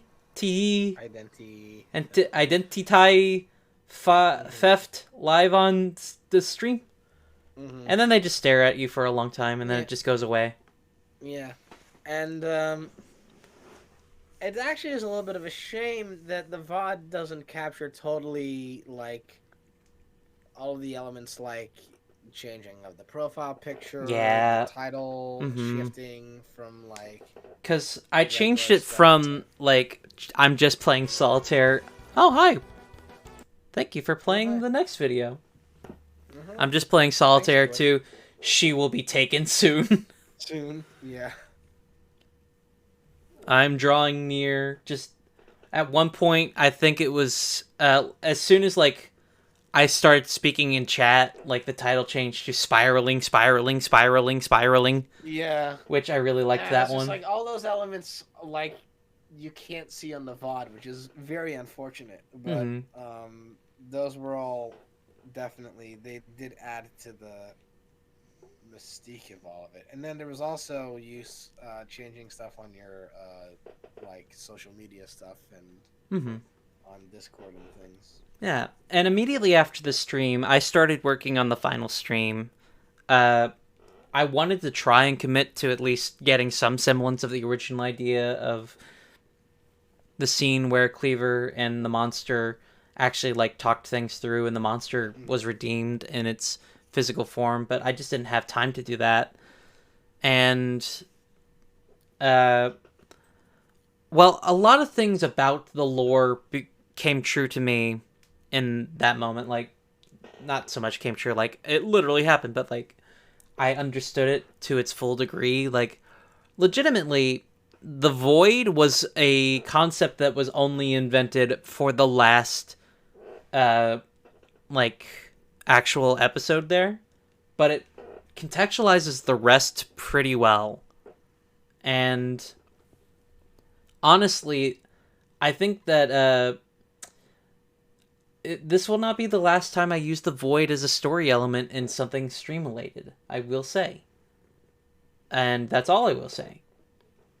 But to that effect, I learned a lot from the next stream as a whole, which I don't know how watchable the last stream of that is. Welcome to me listening to myself again.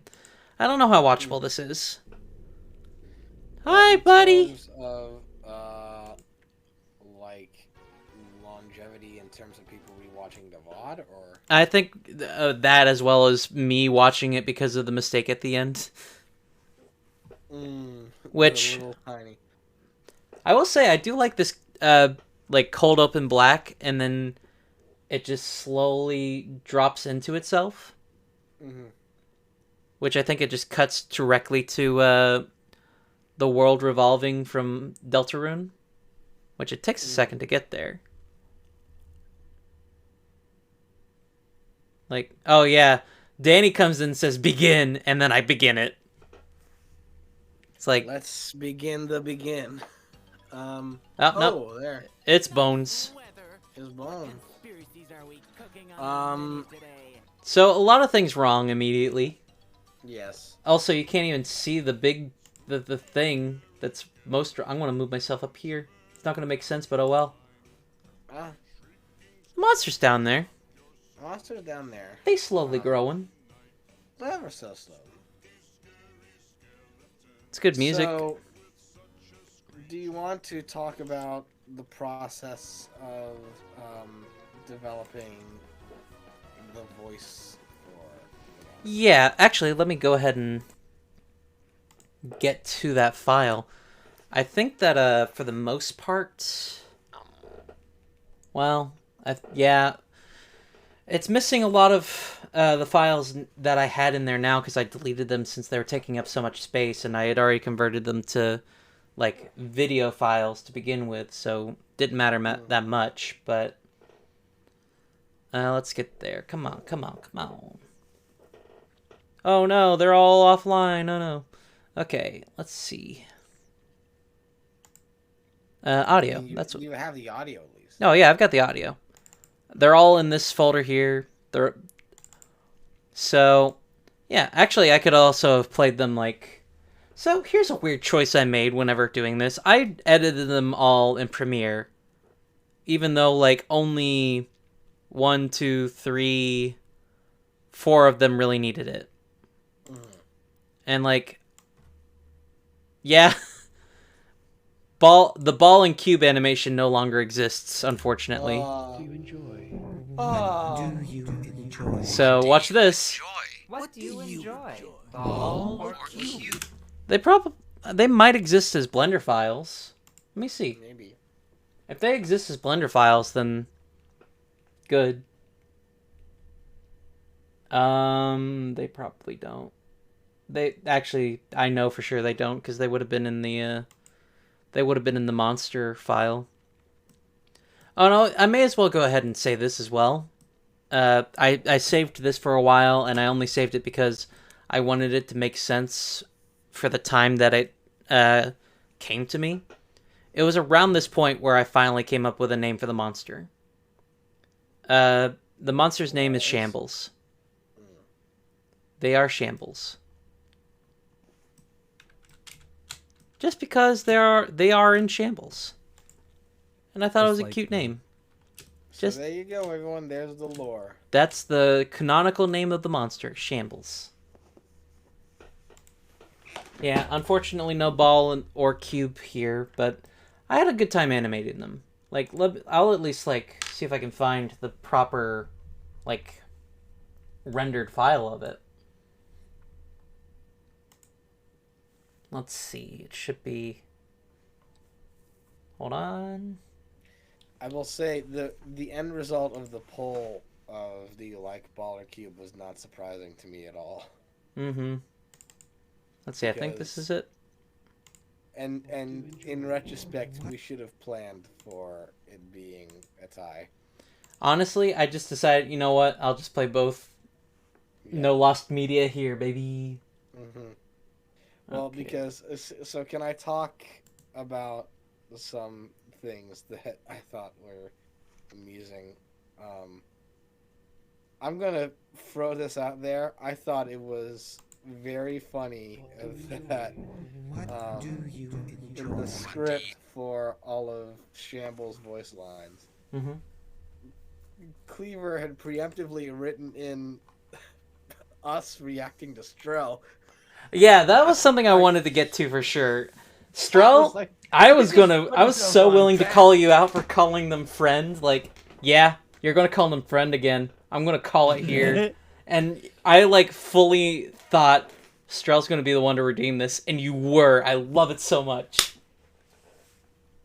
And then I just thought to myself, we should have preemptively prepped for Strel making the poll a tie. I mean, to be very honest with you, I just thought it would be funnier to just like do both. And there you go. It ended up working that way. Yeah, I enjoyed making this. Yeah.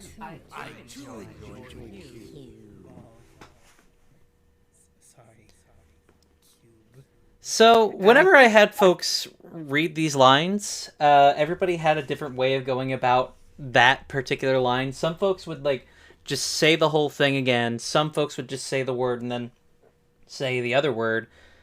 But Blue went above and beyond and just like ad-libbed a funny little moment.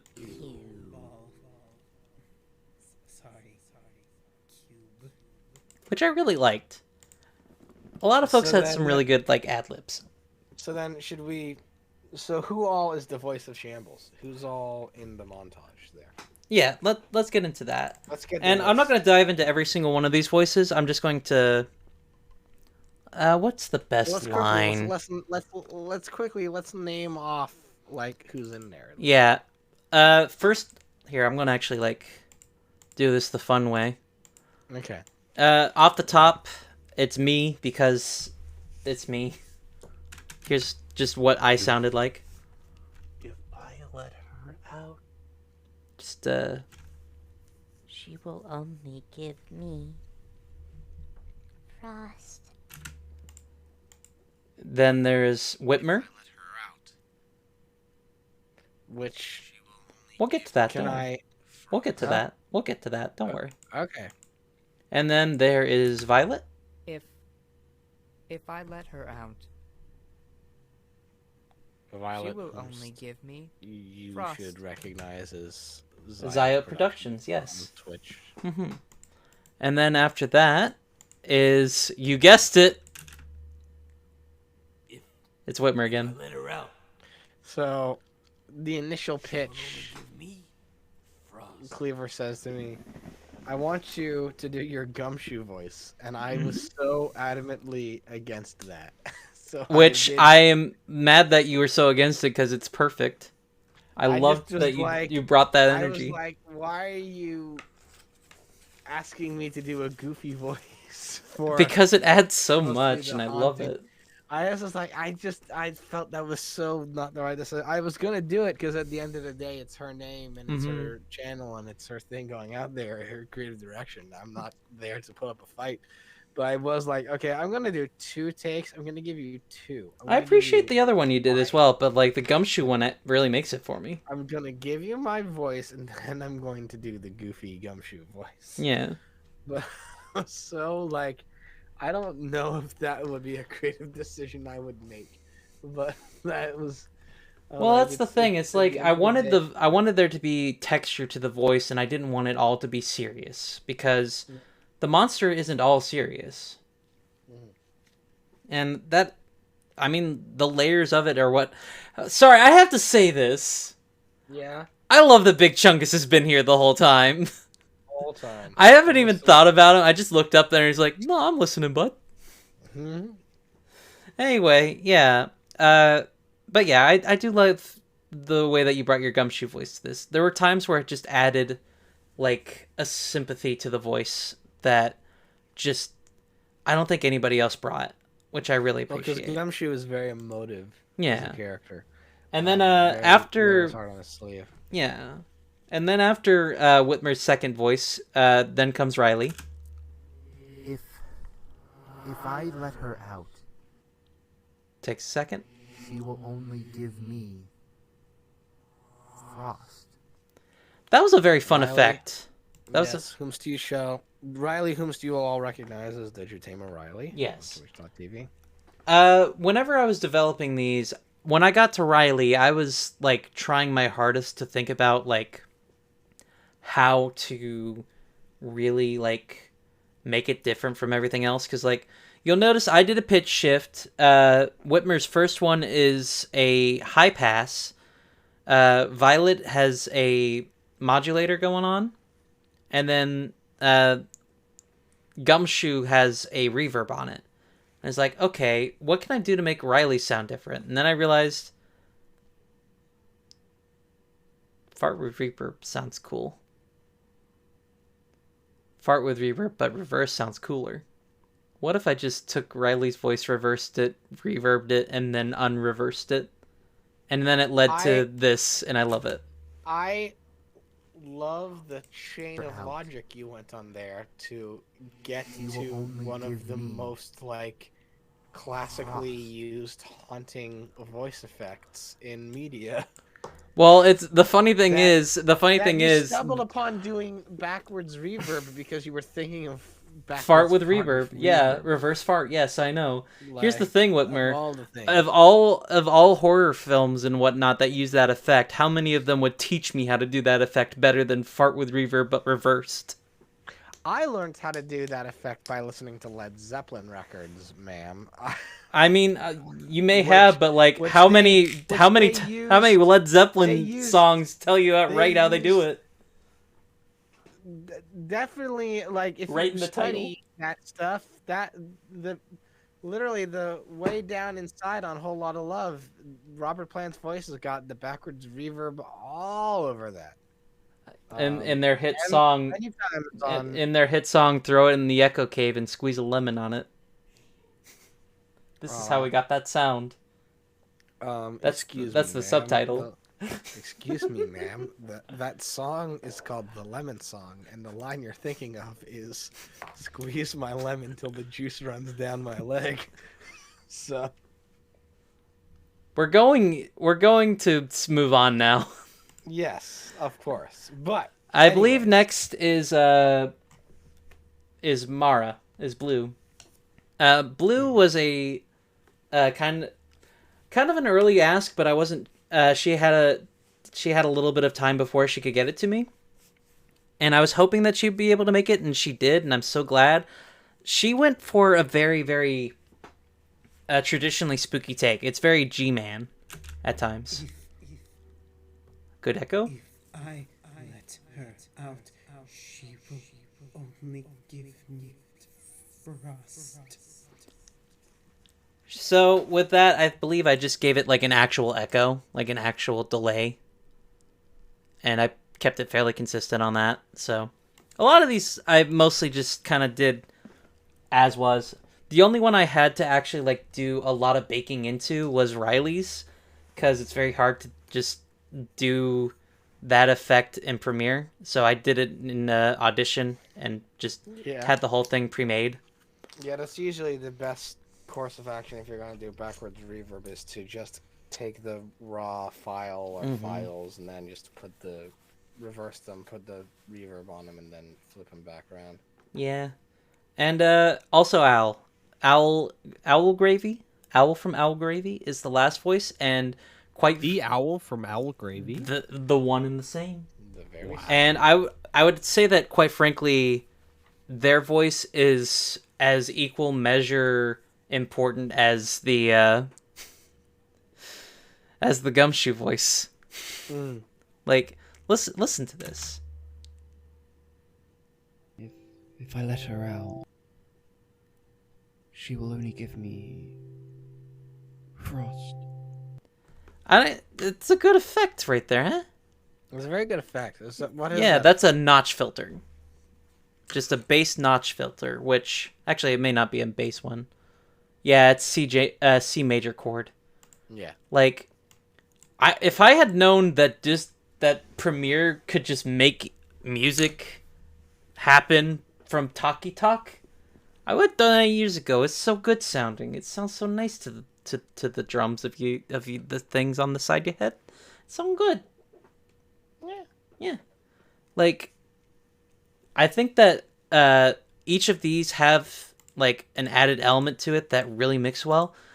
I would say that the biggest influence on like the tone of the voice for this monster, which suddenly it's escaping me. Oh no. Kind of near the end, I had a very... Oh, I remember now.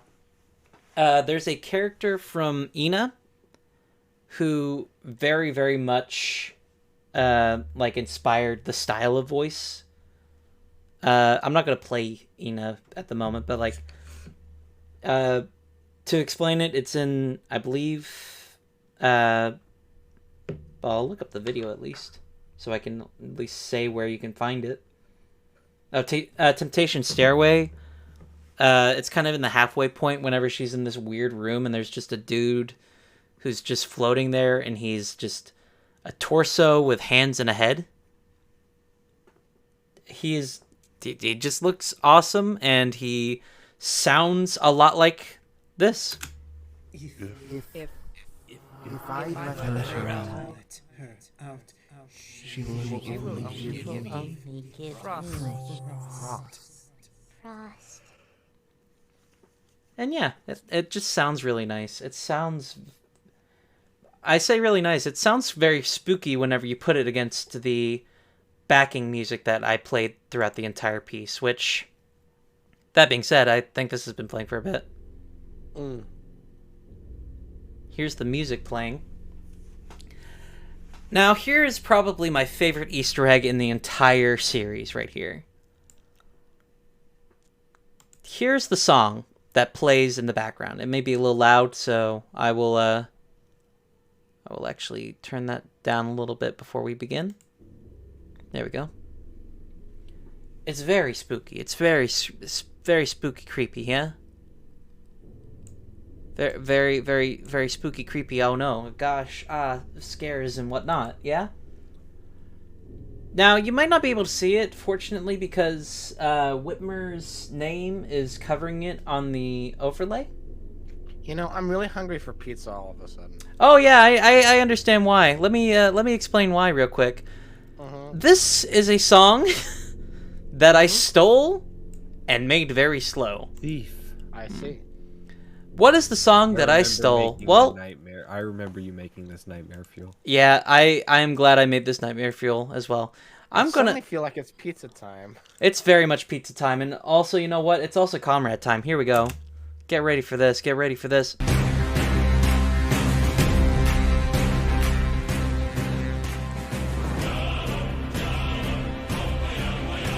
Hey, Lilith. Welcome to this weirdness.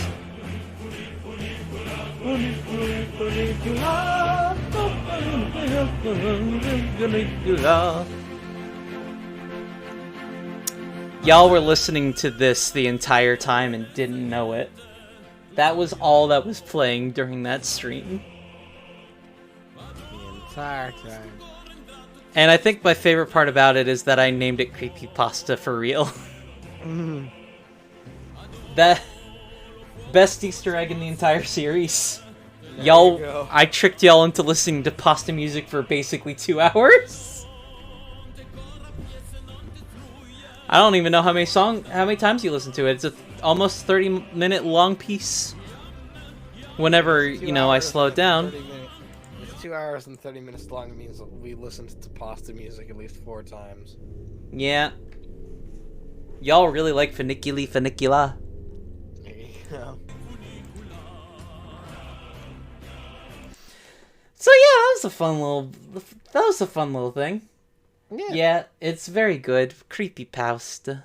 I can give a fun fact about my recording of the voices for Shambles. Mm-hmm. So I got through the first takes relatively well. I slipped up here and there, but it was fine. Then came time for me to do the Gumshoe voice, and my neighbor's dog decided to start having a time above my studio in my office. So You know the funny thing? What? I could probably show folks this. You probably most likely can, and you. Let's see. Is this? I think this is Violet. Yeah, that's Violet. Y'all ready to hear a very frustrated Whitmer dealing with like wild dog barking above their apartment? Because here we go. It's rendering the files. I don't know if this is good or bad. The void. No, that's Riley. Let's see. Oh, that's it. I should have looked for the one. That one. I want to. All right. Let's see. As Gumshoe now. I'm gonna take a swig of drink. You ready to hear? You're gonna take a swig of drink. All right, here we go. There you go. Welcome to the stream. No dog yet. Hang on. I'm gonna pull up Audacity. Just go around so I can make sure I'm not peaking the audio too. Well, I think is that all my regular voice. No, we are in Gumshoe. She is fine. Only wandering. I gotta find the nose. I once lived in the void. I'm gonna do that again. You once lived in the void. I am not cruel. As water, talk about some. Only lived there for a short time. I like swamp. Whitmer, thank you for giving me just an audio file of you saying, I like swamp. I like swamp. Look, I like swamp. These things are gonna be important later. Yeah. I like That's swamp. what's important. I like swamp. I like swamp. I like swamp. You good? But I lack You happy there? swamp. I lack swamp. Friend. Okay. Sorry. It's very easy to get stuck I on that. found myself in the forest. I lived under a log. Habit of getting stuck on things I say. Oh, Yeah. undone. I heard her. It's very hard to find. Okay, I think this might be it. I will not. Probably be it because you'll see, that's you'll notice the Yep, pauses I of, found like- it. Yeah. I You ever will hear a not. very frustrated Whitmer? I will There they not. are. Well, see, that's peaking again. Oh no, you're mad that it's peaking now. I will not. I will not. That feels forced. What the? And now you feel like it's forced. I will not. I will not. How have you not made this dog bark Yeah, yet? one more. One more. I will not. I will not. I wanted to join her. I performed. Oh yeah, there's the line that I really enjoyed actually. I performed. I need to find that. It's you just going, I performed. Oh. Someone say something very quietly. That barely heard you. Oh. Whitmer? What? Okay. I saw your bubble go and I thought I heard a...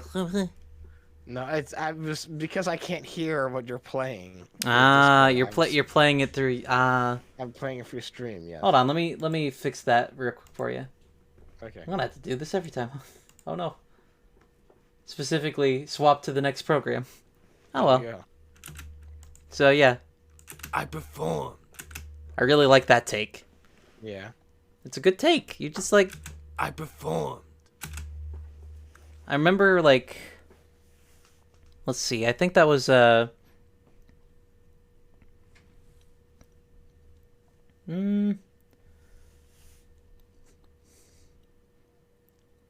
I think it was the how'd she hurt you? I think that was it.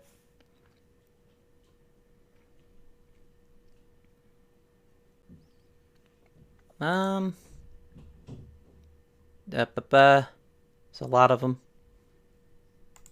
Hmm. It would have been nice if I labeled them. There it is. Okay. She insulted it. Not take. She did not. Oh, wait, no, it was this one, wasn't it? Infectious. I performed. There it is! There it is. I like this take. I performed. I performed. I performed. I performed. Okay, I need to find the nose, because I think this is it. No. Oh, yeah, we're at the No. nose. No! Why should I? Why should I? There is no need. She is happy where she. Oh, I thought that you had it at the nose there. There's the dog. There's the frickin' dog. Now you'll get to hear very. It's not my upset dog either. I Whitmer. can't do anything. It's not your dog either. Yeah, I know. She is happy No, with- wait. I feel like the gumshoe voice always activates the fucking dog. It does. It does. That's the thing. Why should I? There is no need. She is happy where she is.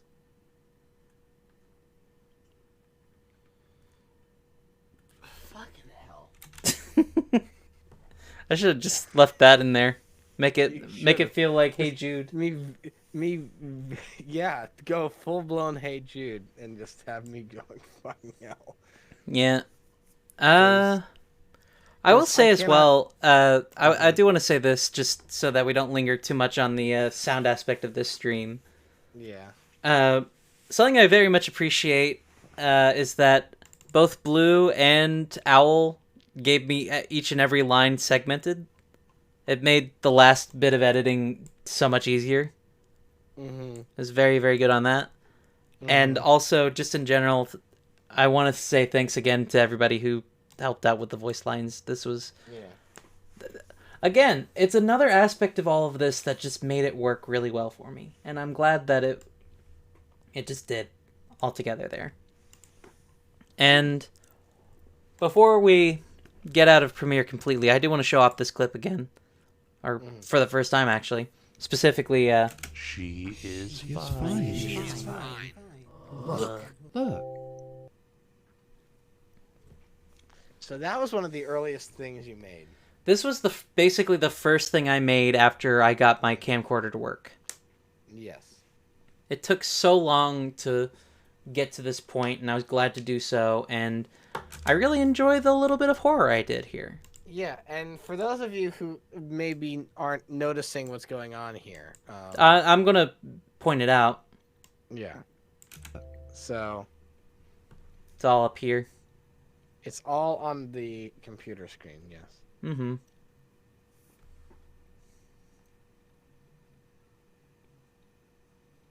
Well, there you go.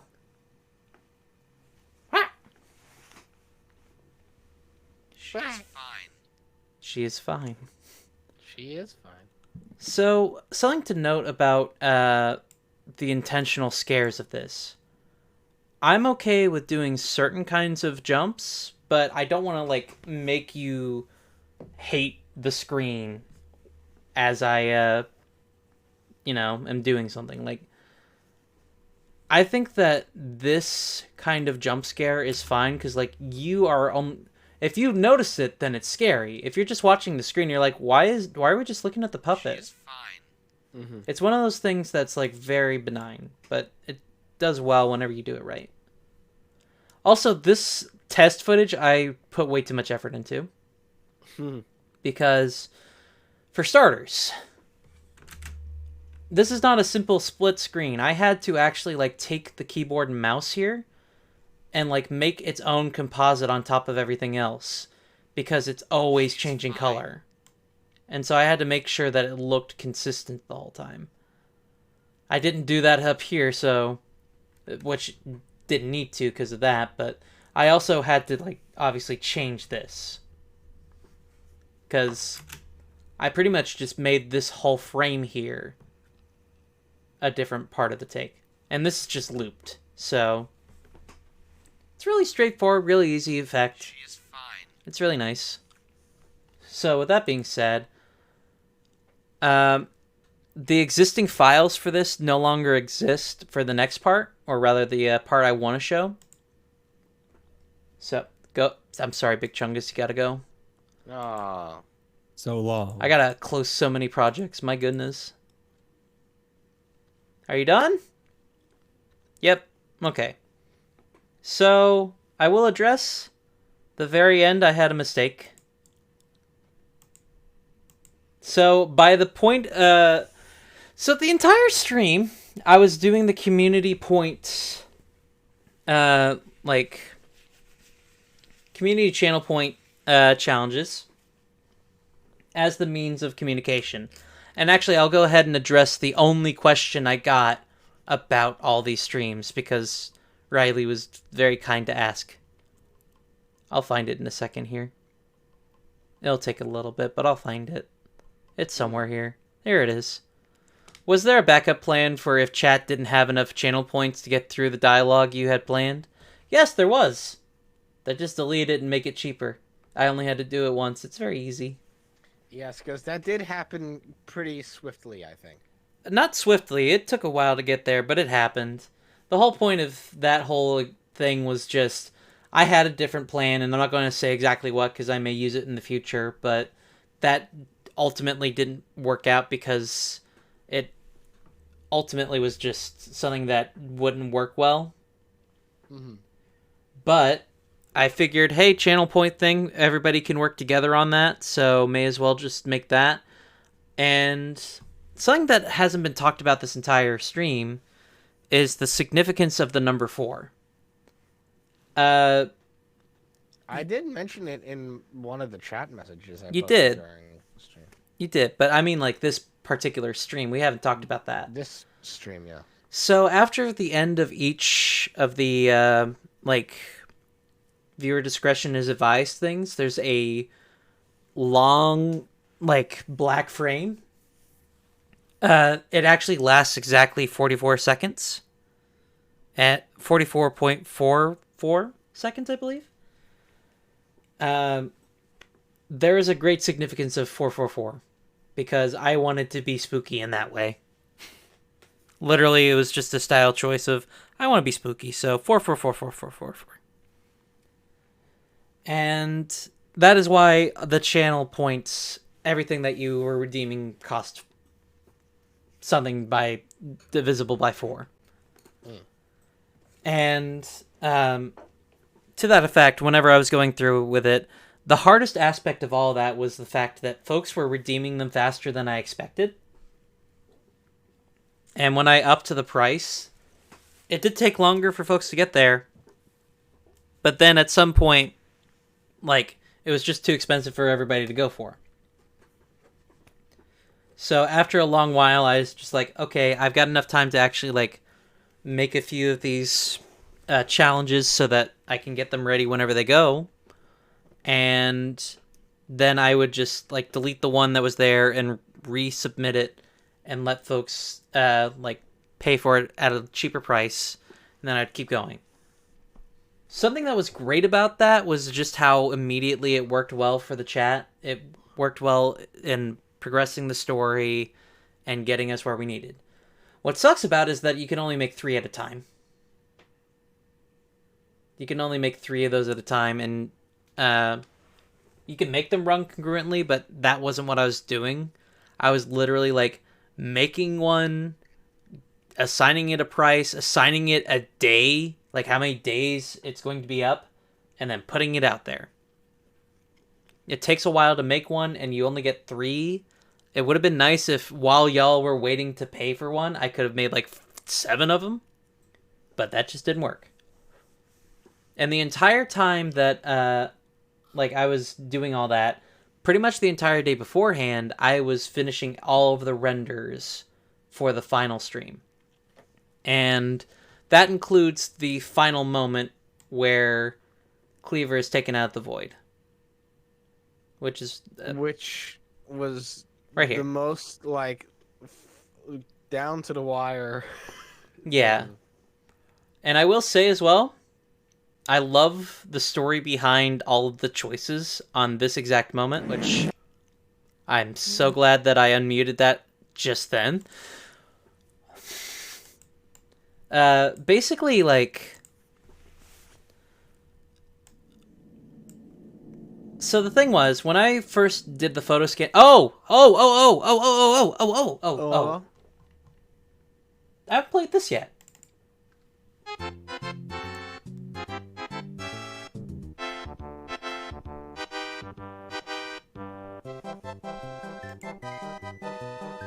It's very good.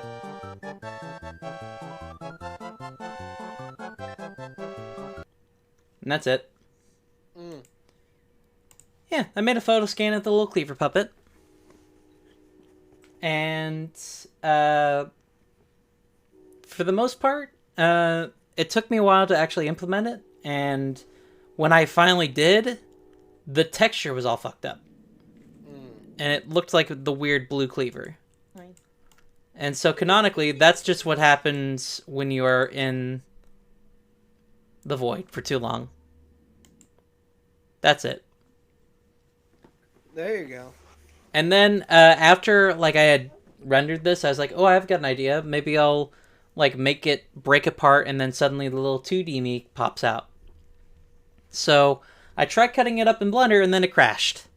And it didn't save, so I had to re-implement it. And the funny thing was, as soon as I re-implemented it, the texture was okay. So I just ran with it, and I was like, well, I guess I'll put this version of it in the spot where the other one stopped. And I did, and then I was like, oh, I've got an idea. I've got an idea on how to transition between the two. And thus the best moment happens. This is the culmination of the whole stream. You. The whole ARG. Are you? And that's it. Then it just goes back to normal after I talk to the monster a little bit. There they are. There they are. They're shambles. And I'm back. And it was okay. It was a good end. Yeah. I forgot to turn my mic back on when I personally went live, but that's fine. It happens. Yeah, that was the one moment. Yeah, that was the only issue with this stream. Story ended, and then the only real issue. And I was like, "You're moving your mouth." Yeah. Well, the thing was, it's because the entirety of all the lines were delivered through voice mod. And I had my personal mic muted the whole time, which I could have done that, by the way. Just.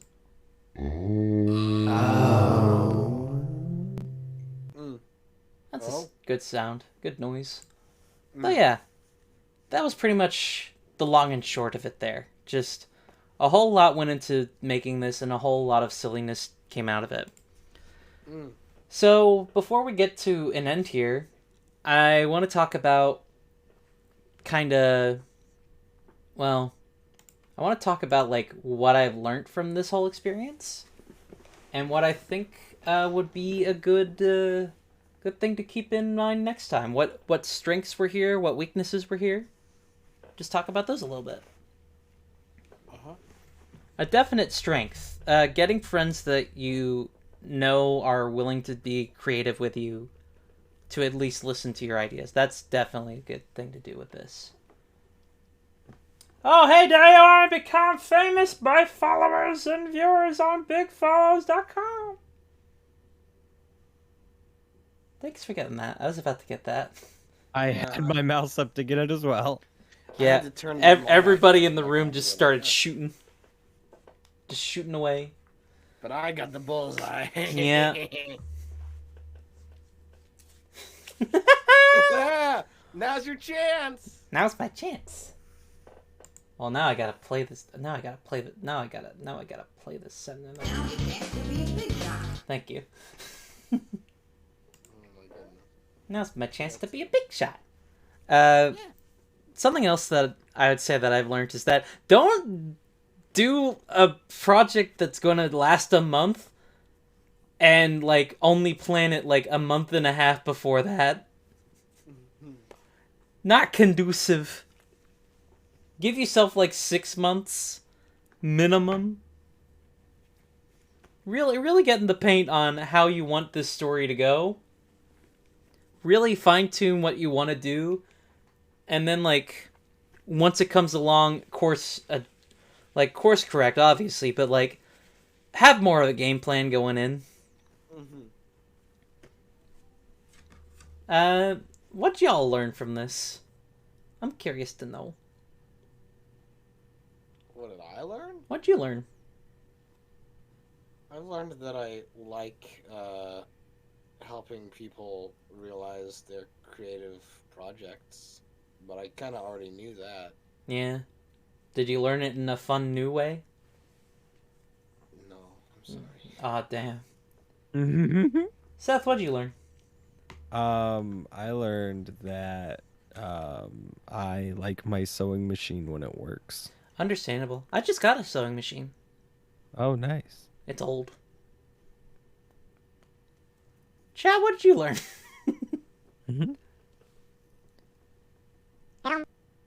That's a good learn.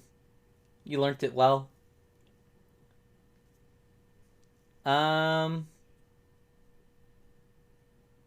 Yeah. I love how anticlimactic this is. I mean, like, I think this doesn't really need to be a sort of, like, big climactic ending. Nah. It's just a behind-the-scenes stream. I think that Yeah. the climax is now just, like, sort of being like, and that's what we did, And here we are, yeah. what does the future hold? Who knows? I know what the future holds for me. Not anything like that for a while. I know what the future holds for me. What's it hold for you? Bedtime. That's understandable. Yeah. It's very late. Thank y'all for being here. This is a fun stream. It was a weird one, but a fun one. Yeah. It was a long way going, a long time coming, and I was glad to hear you here for it. Just going down the list. Whitmer, where can folks find you? They can find me at twitch.tv/theunverifiedwhitmer. I haven't been streaming this week because, well, I've had my mouth cut open. So, You're the Joker, baby? no, this is not like a bit. I had dental surgery on Wednesday. So It's not a bit. I just wanted to Boss ask said he if was you were gonna the- make my insides light up like I've been- Christmas. I watched that movie. Whilst Did you? I did. I rewatched that movie whilst I sat and recovered from dental surgery. That does make It sense still because holds up. It's still pretty good. at one point you did kind of like message the group chat and like just say that, and it was very confusing for a second, and then you clarified. No. I did not say that line. No, you said one- like a thing, and it was like, At what? one point, randomly, I just messaged you, Riley, and JB whilst I was sitting recovering from dental surgery and marathoning comic book movies, and I just wrote without warning, "He's not on the street, he's flying on rooftops!" Yeah, you were watching Batman Begins, actually. I do recall now. Yeah, that's Batman Begins. We were very confused. Mm-hmm. Hey, Seth, where can folks find you? At my house, but don't come to it. That joke never gets old to me. If my soundboard was on, I would play the You laugh can track. find me at twitch.tv/wombatjpg. And you know where I am. I'm right here. Oh, hold on. I did forget to do this song. Sorry about that. And I am Cleaver Bacon. I'm the streamer. Hello. Thank you for being here. Tomorrow I'm going back to my return to form here. I'm gonna be playing Shadow the Hedgehog. Shadow the Hedgehog. I'm gonna right on the line of good and evil. Every ending run. She's Yeah, gonna no, get literally. every ending. I'm gonna play every one. I'm gonna get all the Every- endings. All 87 of them. Yeah. It's gonna be a very long Let's Play. Yeah. There are, I do believe, like 80 some endings today. I believe that you only need to get like a certain amount, but there's 80 paths. Like it's kind of like a round robin style menu. Yeah. And like the endings that, to my knowledge, I believe there's like six locations you can end on, and there are 3 for each. So a lot of endings, but like not all of them necessarily are a certain way. So but yeah, I plan on playing the whole thing and all the way through. Now the trick question is, am I going to be playing it on my GameCube, or am I going to have to legally acquire it on my computer? You play it on the Wii. Maybe. Regardless of that, though, we're going to call it here. Is there anybody, and I do mean anybody, streaming right now that I know and would be willing to raid? Clayfrog. Clayfrog. Play Frog. Clayfrog. Look over there. It's a raid. It's a raid. Alright. There we go. Alright. Oh, they're playing Minecraft. Oh.